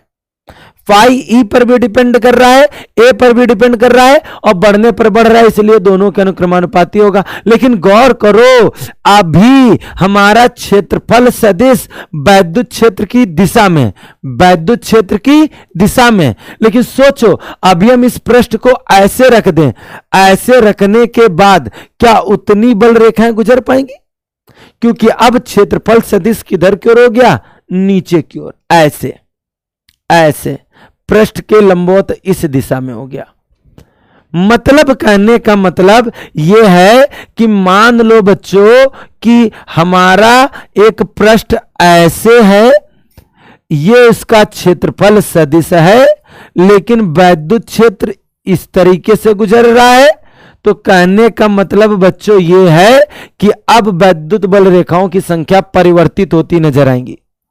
लेकिन सवाल उठता है कितना वैद्युत क्षेत्र गुजरेगा, कितना वैद्युत फ्लक्स गुजरेगा, सॉरी। तो आप बताओ ये एंगल कितना बन रहा है? थीटा। मान लेते ये एंगल कितना बन रहा है? थीटा। ध्यान से देखिए जरा, ये आर्टिकल समझाना चाहेंगे आप सभी को। मतलब अगर ये हमारा कोई पृष्ठ है, अब वैद्युत क्षेत्र पृष्ठीय मतलब क्षेत्रफल सदिश के दिशा में ना होकर अगर ऐसा है, मतलब देखो मेरी बात को, मेरे कॉन्सेप्ट को समझने की कोशिश करो। ये हमारा पृष्ठ है, अब ऐसे पृष्ठ नहीं रखा है, ऐसे नहीं रखा है, ऐसे रखा है। तो अब बताओ, अब वैद्युत क्षेत्र हमारा ऐसे है, वैद्युत क्षेत्र ऐसे गुजर रहा है। आप बताओ, ऐसे समझो ये 4 वैद्युत फ्लक्स गुजर रहे थे, ऐसे रोटेट कर दिया, मान लो 2 ही गुजर रहे। तो आप बताओ क्या हमने क्षेत्रफल बदला? नहीं। क्या हमने वैद्युत क्षेत्र बदला? नहीं। लेकिन हमने यह देखा कि क्षेत्रफल सदिश वैद्युत क्षेत्र से कुछ डिफरेंट एंगल पर है, तो वैद्युत फ्लक्स परिवर्तित हो गया। अब कल को सवाल उठा कितना वैद्युत फ्लक्स गुजर रहा है, तो अब हम वैद्युत फ्लक्स, अभी तो दिख रहा है, नहीं दिखेगा तो कैसे निकालेंगे? क्षेत्रफल या वैद्युत क्षेत्र की दिशा में जितना क्षेत्रफल सदिश होगा उतना ही हमारा क्या गुजरेगा? वैद्युत बल रेखा। बाउंस हो रहा है तुमको, हम लगता है थोड़ा सा कंसंट्रेशन नहीं दे पा रहे हैं क्या? आ जाओ बच्चों जरा समझो, हम जरा आराम से बात कर रहे हैं। ये हमारा कोई पृष्ठ है, बात क्लियर सभी को? ये इसका क्षेत्रफल सदिश है, बात क्लियर? इस दिशा में हमने लगाया है वैद्युत क्षेत्र, बात क्लियर? तो आप बताओ, पूछा जाएगा कितना वैद्युत फ्लक्स गुजरा, तो हम पहले देखेंगे वैद्युत क्षेत्र की दिशा में कितना है क्षेत्रफल सदिश। तो ये एंगल अगर थीटा बन रहा है तो इस ए का एक घटक कर देंगे जो कि आएगा ए कॉस थीटा, जो कि क्या आएगा? ए कॉस थीटा। बताओ इस दिशा में कितना घटक आएगा? ए कॉस थीटा। तो बताओ वैद्युत क्षेत्र की दिशा में क्षेत्रफल सदिश का कितना घटक आया? ए कॉस थीटा। तो गुजरने वाला वैद्युत फ्लक्स होगा ई ए कॉस थीटा, जिसे हम ऐसे भी लिख सकते हैं फाई बराबर ई डॉट ए वेक्टर और एस वेक्टर, जिससे निरूपित कर सको। बोलो, बात समझ में आई सभी बच्चों को? यह हमारा वैद्युत फ्लक्स, यह हमारा क्या है? वैद्युत फ्लक्स। सभी बच्चों को आया? एक एक बच्चों को आना चाहिए, एक एक बच्चे को वैद्युत फ्लक्स के बारे में समझा सभी ने? अब समझो बच्चों आगे की कहानी। वैद्युत फ्लक्स अभी हम आगे जानेंगे कि वैद्युत फ्लक्स दो प्रकार का होता है जब गॉस के नियम को समझेंगे। फिलहाल ये हमारा वैद्युत फ्लक्स है, ये क्षेत्रफल सदिश है। याद रखिएगा, अगर कोई गोली पृष्ठ होगा, अगर हमको क्षेत्रफल सदिश निकालना होगा तो याद रखिएगा उसका छोटा सा पृष्ठीय, हमने बोला नहीं, अगर कोई गोली पृष्ठ होगा या कोई वक्री पृष्ठ होगा तो उसके पृष्ठीय क्षेत्रफल को कई छोटे छोटे समतल अवयवों में विभाजित कर लेंगे और हर एक समतल अवयव का क्षेत्रफल सदिश सरफेस के लंबवत, तल के लंबवत किधर की ओर दर्शाया जाएगा? बाहर की ओर दर्शाया जाएगा। बोलो क्लियर? हर एक बिंदु पर, हर एक बिंदु पर क्षेत्रफल सदिश हमेशा पृष्ठ के लंबवत किधर की ओर दर्शाया जाएगा? पृष्ठ के लंबवत किधर की ओर? बाहर की ओर। बोलो क्लियर सभी को? बहुत जबरदस्त बच्चों। आगे आते हैं बच्चों, अब चलते हैं वैद्युत द्विध्रुव किसे कहते हैं। आप सभी लोग जानते हो, जब दो समान परंतु विपरीत प्रकार के आवेश एक दूसरे से अल्प दूरी पर स्थित हो तो इस प्रकार से बने निकाय को वैद्युत द्विध्रुव कहते हैं। जैसे हाइड्रोजन ब्रोमाइड H पर एक धनावेश होता है तो Br पर एक माइनस होता है। H2O दैट मीन्स H पर एक पॉजिटिव तो OH पर एक निगेटिव होता है। याद रखिएगा इनके बीच की दूरी बहुत अल्पतम होती है। अगर पूछा जाए किस कोटि की होती है तो वो एंगस्ट्रम कोटि की होती है, बहुत पास पास ही आयन होते हैं। बात समझ में आ रही सभी को? सभी को बहुत अच्छे। अब बताना चाहेंगे वैद्युत द्विध्रुव आघूर्ण क्या होता है। ये वैद्युत द्विध्रुव आघूर्ण क्या होता है? तो सुनो बच्चों, ये वैद्युत द्विध्रुव आघूर्ण क्या होता है, ध्यान से समझिएगा सही बच्चे। वैद्युत द्विध्रुव आघूर्ण क्या होता है, जैसे अभी हमने पढ़ा ये वैद्युत द्विध्रुव, ये माइनस क्यू आवेश है, ये क्या है? प्लस क्यू आवेश है। इनके बीच की दूरी क्या है? 2L है। सुनो, किसी वैद्युत द्विध्रुव का वैद्युत द्विध्रुव आघूर्ण एक सदिश राशि होती है। बताता हूं दिशा किधर की ओर होता है। एक आवेश के परिमाण तथा दोनों आवेशों के कोई भी, क्यों?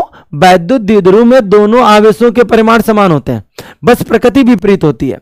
ध्यान से सुनिए बच्चों क्या बोल रहे हैं। जब दो समान परंतु विपरीत प्रकार के आवेश एक दूसरे से अल्प दूरी पर स्थित होते हैं तो इस प्रकार से बने निकाय को वैद्युत द्विध्रुव कहते हैं।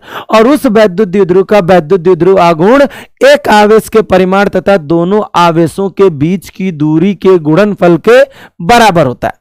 P बराबर होता है Q इंटू में 2L। बट वैद्युत द्विध्रुव आघूर्ण एक सदिश राशि होती है। और याद रखिएगा वैद्युत द्विध्रुव आघूर्ण की दिशा हमेशा ऋण आवेश से धन आवेश की ओर होती है। Negative charge to positive charge होता है। बात आ रही? बात आ रही है? गर्दा उड़ा पा रहे हो? गला बैठा है लेकिन मजा आ रही है, पढ़ाने में मजा आ रही है, इंटरेस्ट लग रहा है। कुछ बता रहे होंगे आपको, बहुत अच्छी बात है। अब समझो वैद्युत क्षेत्र में स्थित किसी वैद्युत द्विध्रुव पर लगने वाला बल आघूर्ण, सभी लोग जानते हो यह कोई एक ई तीव्रता का एक वैद्युत क्षेत्र है, यह कोई एक ई तीव्रता का एक वैद्युत क्षेत्र है। इसमें अगर बच्चों हम किसी वैद्युत द्विध्रुव को रख दें, मान लो ये माइनस क्यू चार्ज है, ये प्लस क्यू चार्ज है, तो आप सभी लोगों को हमने बताया क्या है, वैद्युत द्विध्रुव की लंबाई क्या है, 12 है। आप सभी लोग जानते हो अगर कोई वैद्युत द्विध्रुव किसी वैद्युत क्षेत्र में स्थित है तो धन आवेश पर जो लगने वाला बल होगा वो वैद्युत क्षेत्र की दिशा में होगा, ऋण आवेश पर लगने वाला जो बल होगा वो वैद्युत क्षेत्र की दिशा के विपरीत होगा। अब दोनों बल कैसे हैं जरा ध्यान से देखिए। ये हमारा वैद्युत द्विध्रुव है, इस पर लगने वाला बल इस दिशा में, इस पर लगने वाला बल इस दिशा में, इस दिशा में।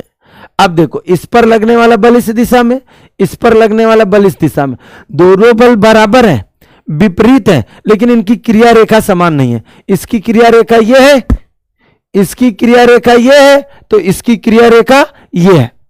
बात समझ में आ रही है? चौकस तरीके से समझना बच्चों, देखो फालतू का ना बैठना यार, ठीक है? जो बात है वो कंठस्थ है सामने।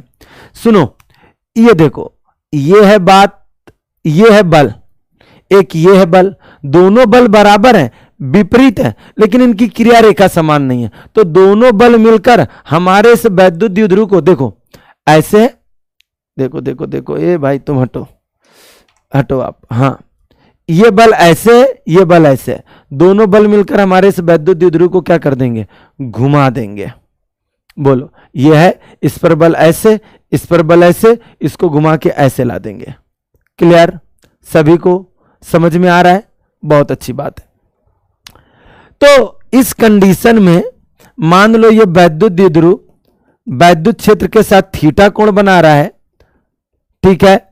इन दोनों वैद्युत द्विध्रुवों के मान लो ये पॉइंट ए है, ये पॉइंट बी है, ये पॉइंट सी है, तो दोनों के बीच की लंबवत दूरी क्या है, बीसी है। तो अगर बल आघूर्ण पूछा जाए तो बल आघूर्ण बराबर होता है बल इंटू में दोनों बलों के बीच की लंबवत दूरी होती है।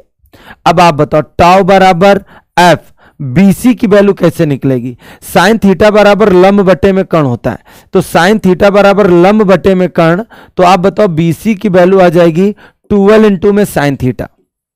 अब देखो टाउ बराबर एफ की जगह लिखेंगे क्यूई इंटू में 12 इंटू में क्या लिखेंगे, साइन थीटा। तो आप बताओ क्यू इंटू में 12 को अलग करिए, इंटू में ई करिए, इंटू में साइन थीटा करिए। अब आप थोड़ी देर पहले पढ़ चुके हो टाउ बराबर इसकी जगह पी, तो आप बताओ पी ई साइन थीटा हो जाएगा कि नहीं हो जाएगा? क्लियर? इसको वेक्टर रूप में लिखेंगे तो टाउ वेक्टर इक्वल्स टू में पी वेक्टर इंटू में क्या होगा, ई वेक्टर। यह है किसी वैद्युत द्विध्रुव पर लगने वाला बल आघूर्ण। बोलो, कोई बच्चा को दिक्कत कौनो पराबलम तो पूछियो, शर्मइयो नहीं। चलें आगे, चलो अच्छा आ जाओ। अब देखते हैं वैद्युत द्विध्रुव के कारण वैद्युत क्षेत्र कहां पर कैसा कैसा होता है। सुनो, अच्छी तरीके से समझना बच्चों। यह हमारा एक वैद्युत द्विध्रुव है, यहां पर माइनस क्यू आवेश है, यहां पर प्लस क्यू आवेश है। अच्छा, आप सभी लोग जानते हो वैद्युत द्विध्रुव आघूर्ण की दिशा हमेशा माइनस से प्लस की ओर होती है। ध्यान से सुनिए, अगर वैद्युत द्विध्रुव के अक्ष पर वैद्युत क्षेत्र निकालना है, अगर वैद्युत द्विध्रुव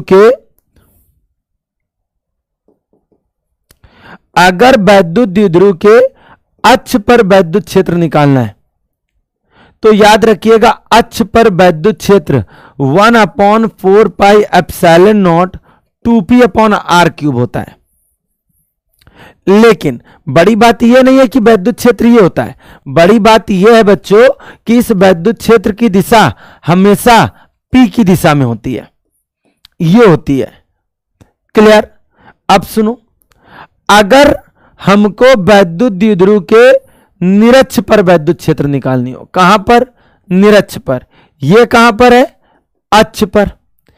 अब अगर निरक्ष पर निकालना हुआ वैद्युत क्षेत्र तो कैसे निकलेगा?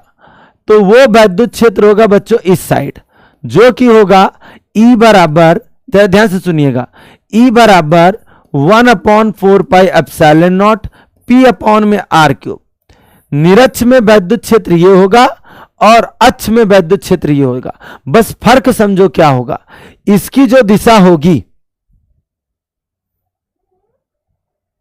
इनको हटाओ पहले, हाँ ε0, इसकी जो दिशा होगी बच्चों वो P के समांतर तो होगी, लेकिन उसके हमेशा क्या होगी? विपरीत होगी। क्लियर? अक्ष पर वैद्युत क्षेत्र ये, निरक्ष पर वैद्युत क्षेत्र ये, लेकिन अगर तुमसे कभी थीटा कोण पर वैद्युत क्षेत्र पूछा जाए, कितने कोण पर? थीटा कोण पर वैद्युत क्षेत्र पूछा जाए, ध्यान से देखो, अगर थीटा कोण पर वैद्युत क्षेत्र पूछा जाए तो यहां पर दिशा कैसे निकलेगी? ध्यान से सुनिएगा जरा सभी बच्चे, यहां पर जो वैद्युत क्षेत्र होगी वो होगी 1/4πε0 P अपॉन में R3 अंडर रूट के अंदर 3 cos स्क्वायर थीटा प्लस का 1। यह थीटा कोण पर उत्पन्न वैद्युत क्षेत्र की तीव्रता का सूत्र होगा। क्लियर? दिशा पूछोगे तो मैं दिशा बता दूंगा, बट वो तुमको समझ में नहीं आएगा, क्योंकि इस बिंदु पर जब वैद्युत क्षेत्र की तीव्रता निकालते हैं तो ये इमेजिन करते हैं कि ये जो वैद्युत द्विध्रुव है ये दो वैद्युत द्विध्रुवों से मिलकर बना है, एक ये और जरा ध्यान से सुनो, ये जो वैद्युत द्विध्रुव है वो दो वैद्युत द्विध्रुवों से मिलकर बना है, एक ये तो एक ये। ठीक है, ये इमेजिन किया जाता है। अब आप बताओ, जब ये वाला वैद्युत द्विध्रुव दो वैद्युत द्विध्रुवों से मिलकर बना है तो इस वैद्युत द्विध्रुव का लिए वैद्युत क्षेत्र किधर की ओर होगा? बाहर की ओर। पूछो क्यों? क्योंकि इस वैद्युत द्विध्रुव के लिए यह बिंदु अक्ष पर जाएगा और इस वैद्युत द्विध्रुव के लिए यह बिंदु उसके लंबवत है, तो यह निरक्ष पर जाएगा। बोलो, तो इन दोनों का जो परिणामी वैद्युत क्षेत्र होता है वो ये होता है और वो इसकी वैल्यू है। डायरेक्ट बता रहे हैं, प्रूवमेंट नहीं होता, मतलब प्रूवमेंट होता है, प्रूफ करा सकते हैं, बट एनसीईआरटी में डायरेक्ट ही पैटर्न है। बोलो बच्चों, आया?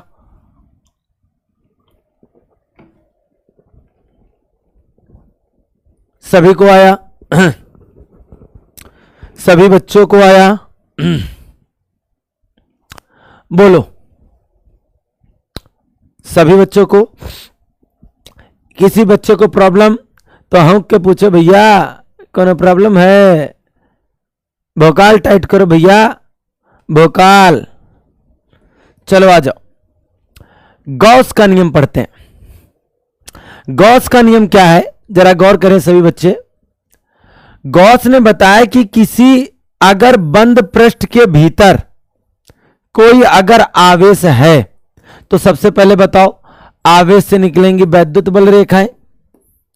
अब बताओ ये वैद्युत बल रेखाएं हमारे इस पृष्ठ से होकर जाएंगी कि नहीं जाएंगी? तो गॉस ने बताया कि किसी बंद पृष्ठ से बद्ध गुजरने वाला वैद्युत फ्लक्स उसके भीतर संचित कुल आवेश का 1/ε0 गुना होता है। किसी बंद पृष्ठ से बद्ध गुजरने वाला कुल वैद्युत फ्लक्स उसमें संचित कुल आवेश का 1/ε0 गुना होता है। बात समझ में आ रही सभी को? क्लियर है? बहुत अच्छी बात है। अब जरा समझो, यहां पर दो आर्टिकल देना चाहेंगे। सोचो अगर किसी पृष्ठ के भीतर केवल धनावेश है और सोचो किसी पृष्ठ के भीतर केवल एक ऋणावेश है। तो सुनो, अगर किसी पृष्ठ के भीतर धनावेश है तो धन आवेश से वैद्युत बल रेखाएं किधर की ओर निकलेंगी? बाहर की ओर निकलेंगी। बोलो, अगर किसी पृष्ठ के भीतर ऋणावेश है तो आप ही जरा बताओ वैद्युत बल रेखाएं किधर की ओर आएंगी? अंदर की ओर आएंगी कि नहीं आएंगी? वैद्युत बल रेखाएं किधर की ओर आएंगी? अंदर की ओर आएंगी कि नहीं आएंगी? अब जरा गौर से देखो, इससे गुजरने वाला वैद्युत फ्लक्स फाई बराबर plus Q upon epsilon not होगा। इससे गुजरने वाला वैद्युत फ्लक्स फाई बराबर माइनस क्यू एप्सिलॉन नॉट होगा। वैद्युत फ्लक्स एक अदिश राशि होती है, वो कोई सदिश राशि नहीं होती है। क्यों? क्योंकि देखो ध्यान करो, फाई बराबर ये कॉस थीटा आया था, अब कॉस थीटा जब हटेगा तो दोनों के बीच डॉट आएगा। डॉट ये बताता है जब दो सदिशों का डॉट प्रोडक्ट होता है तो प्राप्त होने वाली राशि कैसी होती है? अदिश होती है। अच्छा, अभी तक तो ये वैद्युत फ्लक्स तुमने कैसे बताया? आवेश को पहचान करके। थोड़े देर के लिए सोचो, हमें आवेश ही नहीं पता था। थोड़े देर के लिए सोचो, हमें आवेश ही नहीं पता था। अब कैसे बताओगे कि वैद्युत फ्लक्स यही होगा? दो तरीकों से, दोनों के अलग अलग तरीके। मतलब अगर वैद्युत फ्लक्स रेखाएं बाहर जा रही हैं तो इसका मतलब वैद्युत फ्लक्स पॉजिटिव होगा। अगर वैद्युत फ्लक्स रेखाएं अंदर आ रही हैं तो इसका मतलब वैद्युत फ्लक्स कैसा होगा?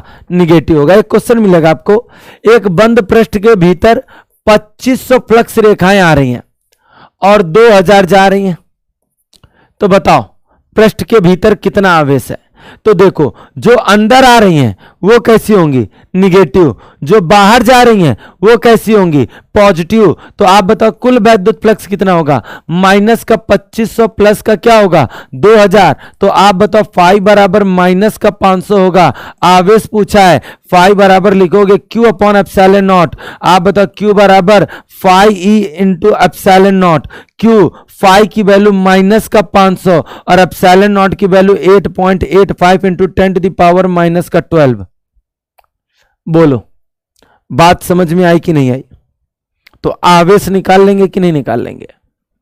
क्लियर सभी को? गॉस का नियम समझ में आया?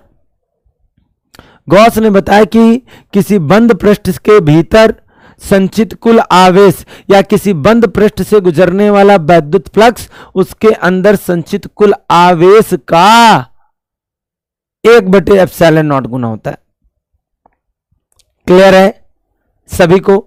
जबरदस्त। चलते हैं, अब हम लोग पढ़ने जा रहे हैं गॉस के नियम के अनुप्रयोग। गॉस के नियम के अनुप्रयोग, बात सभी लोग ध्यान समझिएगा। गॉस के नियम के अनुप्रयोग क्या है आप सभी लोग जानते हो, कुछ नई बातें हमको नहीं बतानी है। गॉस के नियम का अगर आपसे अनुप्रयोग पूछा जाए तो सबसे पहले आपको आवेश का वितरण समझना चाहिए। आवेश, सबसे पहले तो 3 डेफिनेशन समझो आप लोग। रेखीय पृष्ठ घनत्व, क्षेत्रीय पृष्ठ घनत्व और आयतन पृष्ठ घनत्व। ये रेखीय पृष्ठ घनत्व क्या है, ये क्षेत्रीय पृष्ठ घनत्व क्या है और आयतन पृष्ठ घनत्व क्या है? ध्यान से सुनिएगा। रेखीय पृष्ठ घनत्व होता है लैम्डा, रेखीय पृष्ठ घनत्व होता है लैम्डा, क्षेत्रीय पृष्ठ घनत्व होता है सिग्मा और आयतन पृष्ठ घनत्व होता है क्या? रो। रेखीय पृष्ठ घनत्व होता है लैम्डा, क्षेत्रीय पृष्ठ घनत्व होता है सिग्मा और आयतन पृष्ठ घनत्व क्या होता है? रो। एकांक लंबाई में संचित आवेश को रेखीय पृष्ठ घनत्व कहते हैं। जब आवेश एक रेखा पर वितरित हो, जैसे कोई अनंत लंबाई का तार दिया जाएगा तो इसका मतलब हम यहां से लेकर चांद तक की तार नहीं लेने लगेंगे। अनंत लंबाई के तार का मतलब यह होगा कि अगर अनंत लंबाई का तार आवेशित है तो इसका मतलब यह है कि उसकी जो त्रिज्या होगी, उसका जो क्षेत्रफल होगा लंबाई के तुलना में नगण्य होगा। इस कंडीशन में आवेश केवल उसकी रेखा में संचित होगा। अब अगर कोई आपको मान लो ये एक पेपर सीट दे दे, मान लो ये कोई एक पेपर सीट है, ये पेपर सीट, ठीक। अब इस पर आवेश संचित है तो आप बताओ आवेश कहां संचित होगा? इसकी तो मोटाई है ही नहीं, इसकी मोटाई क्षेत्रफल की तुलना में नगण्य है, तो आयतन तो नहीं है। तो कहने का मतलब क्षेत्रीय पृष्ठ घनत्व क्या होता है? किसी पृष्ठ के प्रति एकांक क्षेत्रफल में संचित आवेश को क्षेत्रीय पृष्ठ घनत्व कहेंगे। किसी पृष्ठ के प्रति एकांक आयतन में संचित आवेश को आयतन पृष्ठ घनत्व कहेंगे। मतलब रेखा में संचित आवेश रेखीय पृष्ठ घनत्व। तो आप बहुत सीधा सा कॉन्सेप्ट है, क्षेत्रफल में संचित आवेश क्षेत्रीय पृष्ठ घनत्व होगा। मतलब आवेश अगर केवल पृष्ठ पर वितरित है तो हम लोग लिखेंगे पृष्ठीय घनत्व, दैट मीन्स क्षेत्रीय पृष्ठ घनत्व। बात समझ में आ रही सभी को? इसका मात्रक कूलम पर मीटर, इसका मात्रक कूलम पर मीटर स्क्वायर, इसका मात्रक coulomb per metre cube. Clear सभी को? अब आपको इसके कुछ अनुप्रयोग पढ़ा रहे हैं, आराम आराम से सुनिएगा, समझिएगा। मान लो कोई एक अनंत लंबाई का एक तार है। अनंत लंबाई का तार एक समान रूप से आवेशित है। अनंत लंबाई का है। अब हमसे बोला जाएगा r दूरी पर वैद्युत क्षेत्र निकालो। तो सबसे पहली बात, अनंत लंबाई बोला क्यों गया? अनंत लंबाई इसलिए बोला गया बच्चों कि इसका जो क्षेत्रफल होगा उसकी लंबाई की तुलना में बहुत नगण्य होगा। इसकी लंबाई की तुलना में बहुत क्या होगा? नगण्य होगा। अब इसका क्षेत्रफल इसकी लंबाई की तुलना में अगर बहुत नगण्य है तो जरा सोच कर बताओ, समझ कर बताओ, जो आवेश होगा वो कहां वितरित होगा? लंबाई में वितरित होगा। अब बताओ आवेश कैसा है? धन आवेश। धन, ऐसे देखो ये पेन है, इससे वैद्युत बल रेखाएं बाहर की ओर निकलेंगी सभी दिशाओं में, सभी दिशाओं में। डांस नहीं कर रहे हैं। इससे निकलने वाली वैद्युत बल रेखाएं सभी दिशाओं में होंगी कि नहीं होंगी? क्योंकि ये एक मान लो लाइन सोर्स है, रेखीय स्रोत है, इससे वैद्युत बल रेखाएं सभी दिशाओं में गुजरेंगी। तो आप बताओ वैद्युत बल रेखाएं हमेशा अगर किसी पृष्ठ से जाती हैं तो उन्हें वैद्युत फ्लक्स कहते हैं। तो हम इसके चारों ओर एक बेलनाकार पृष्ठ खींचेंगे। क्यों खींचेंगे? क्योंकि उस पृष्ठ से वैद्युत बल रेखाएं गुजरेंगी। कह दो बेलनाकार ही क्यों खींचेंगे? क्योंकि बच्चों वो वैद्युत बल रेखाएं इस पृष्ठ के कैसे होंगी? लंबवत होंगी। लो पहले एक बार डायग्राम बनाने दो, फिर आराम से समझेंगे।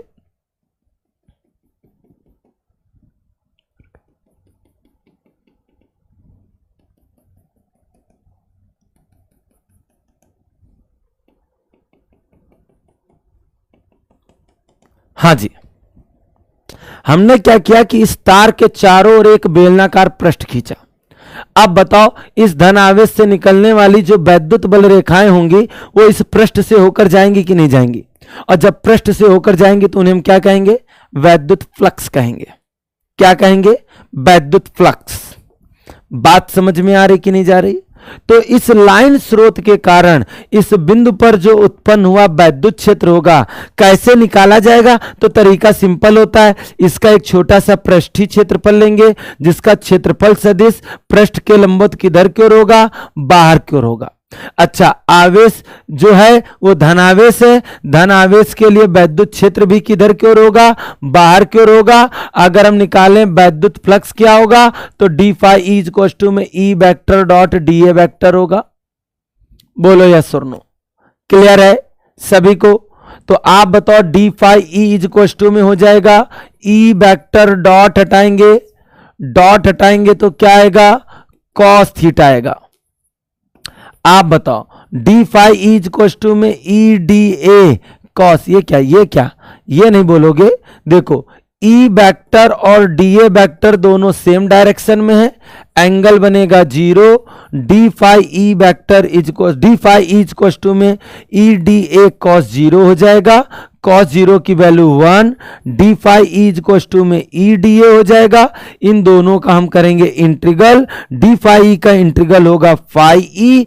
आप बताओ ई डी ए का इंटीग्रल होगा ए। बोलो फाई की जगह हम लिखेंगे गॉस की थ्योरम। आप बताओ इस बेलन का वक्री पृष्ठ का क्षेत्रफल जो होगा वो होगा 2 पाई आर एल। मान लेते हैं आर रेडियस थी, इस सिलेंडर इस बेलन की लंबाई कितनी है? एल है। तो आप बताओ ई बराबर क्या हो जाएगा?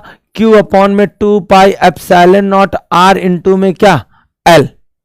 इसको नीचे ले आए और आप सभी लोग जानते हो लैम्डा बराबर होता है Q अपॉन में L होता है, तो इसकी जगह हम लैम्डा लिखेंगे। तो आप बताओ वैद्युत क्षेत्र होगा लैम्डा अपॉन में 2 पाई एप्सिलॉन नॉट इंटू में क्या R। ये है बच्चों वैद्युत क्षेत्र की तीव्रता एक अनंत लंबाई के आवेशित तार के कारण। बोलो बोलो, समझ में आया? समझ में आया? बहुत अच्छी बात है। इसी तरीके से एक अनुप्रयोग और देखते हैं बच्चों। अगर हमारी अनंत विस्तार की, अगर हमारी अनंत विस्तार की, जरा गौर सुने, अनंत विस्तार की एक अचालक चादर है। अब सवाल उठ रहा है कि अनंत विस्तार की चादर है तो यहां से हिरोशिमा नागासाकी तक की प्लेट लेंगे क्या? ना पुत्र, एक्चुअल में अनंत विस्तार की चादर का मतलब केवल इतना ही है कि चादर का क्षेत्रफल है, उसकी मोटाई नगण्य है, तो इसलिए जो भी आवेश होगा वो सब इसके पृष्ठ पर संचित होगा, मतलब इसके क्षेत्रफल में संचित होगा। और इस कंडीशन में अगर इससे r दूरी पर अगर हम किसी बिंदु पर वैद्युत क्षेत्र निकालना चाहेंगे तो इसके दोनों ओर एक काल्पनिक बेलन की कल्पना करेंगे, ठीक है? और इस चादर के कारण किसी बिंदु पर उत्पन्न जो वैद्युत क्षेत्र होगा वो सिग्मा अपॉन में क्या होगा? 2 एप्सिलॉन नॉट होगा। सिग्मा बताएगा कि हाँ, ये भी बात समझ लीजिए, ये जो वैद्युत क्षेत्र होगा वो दूरी पर किसी प्रकार से निर्भर नहीं करेगा। तो एक चादर के कारण r दूरी पर जो वैद्युत क्षेत्र होगा वो होगा सिग्मा अपॉन में 2 एप्सिलॉन नॉट इंटू में n कैप। बोलो, क्लियर है सभी को? सभी बच्चों को प्रॉब्लम नहीं होनी चाहिए, सभी बच्चों को प्रॉब्लम नहीं होनी चाहिए। अगर है तो कमेंट बॉक्स में जरूर दीजिएगा, सबके जवाब देंगे, सबके डाउट्स क्लियर करेंगे। क्लियर है सभी बच्चों को? जबरदस्त बच्चे हो इसे हमारे यहाँ के। चलो फिर आ जाओ, अब बात करते हैं बच्चों, अगर कोई चालक गोली कोष है, कोई चालक गोलीय कोष है, तो आप बताओ अगर कोई चालक गोली कोष होगा जो कि एक समान रूप से आवेशित तो होगा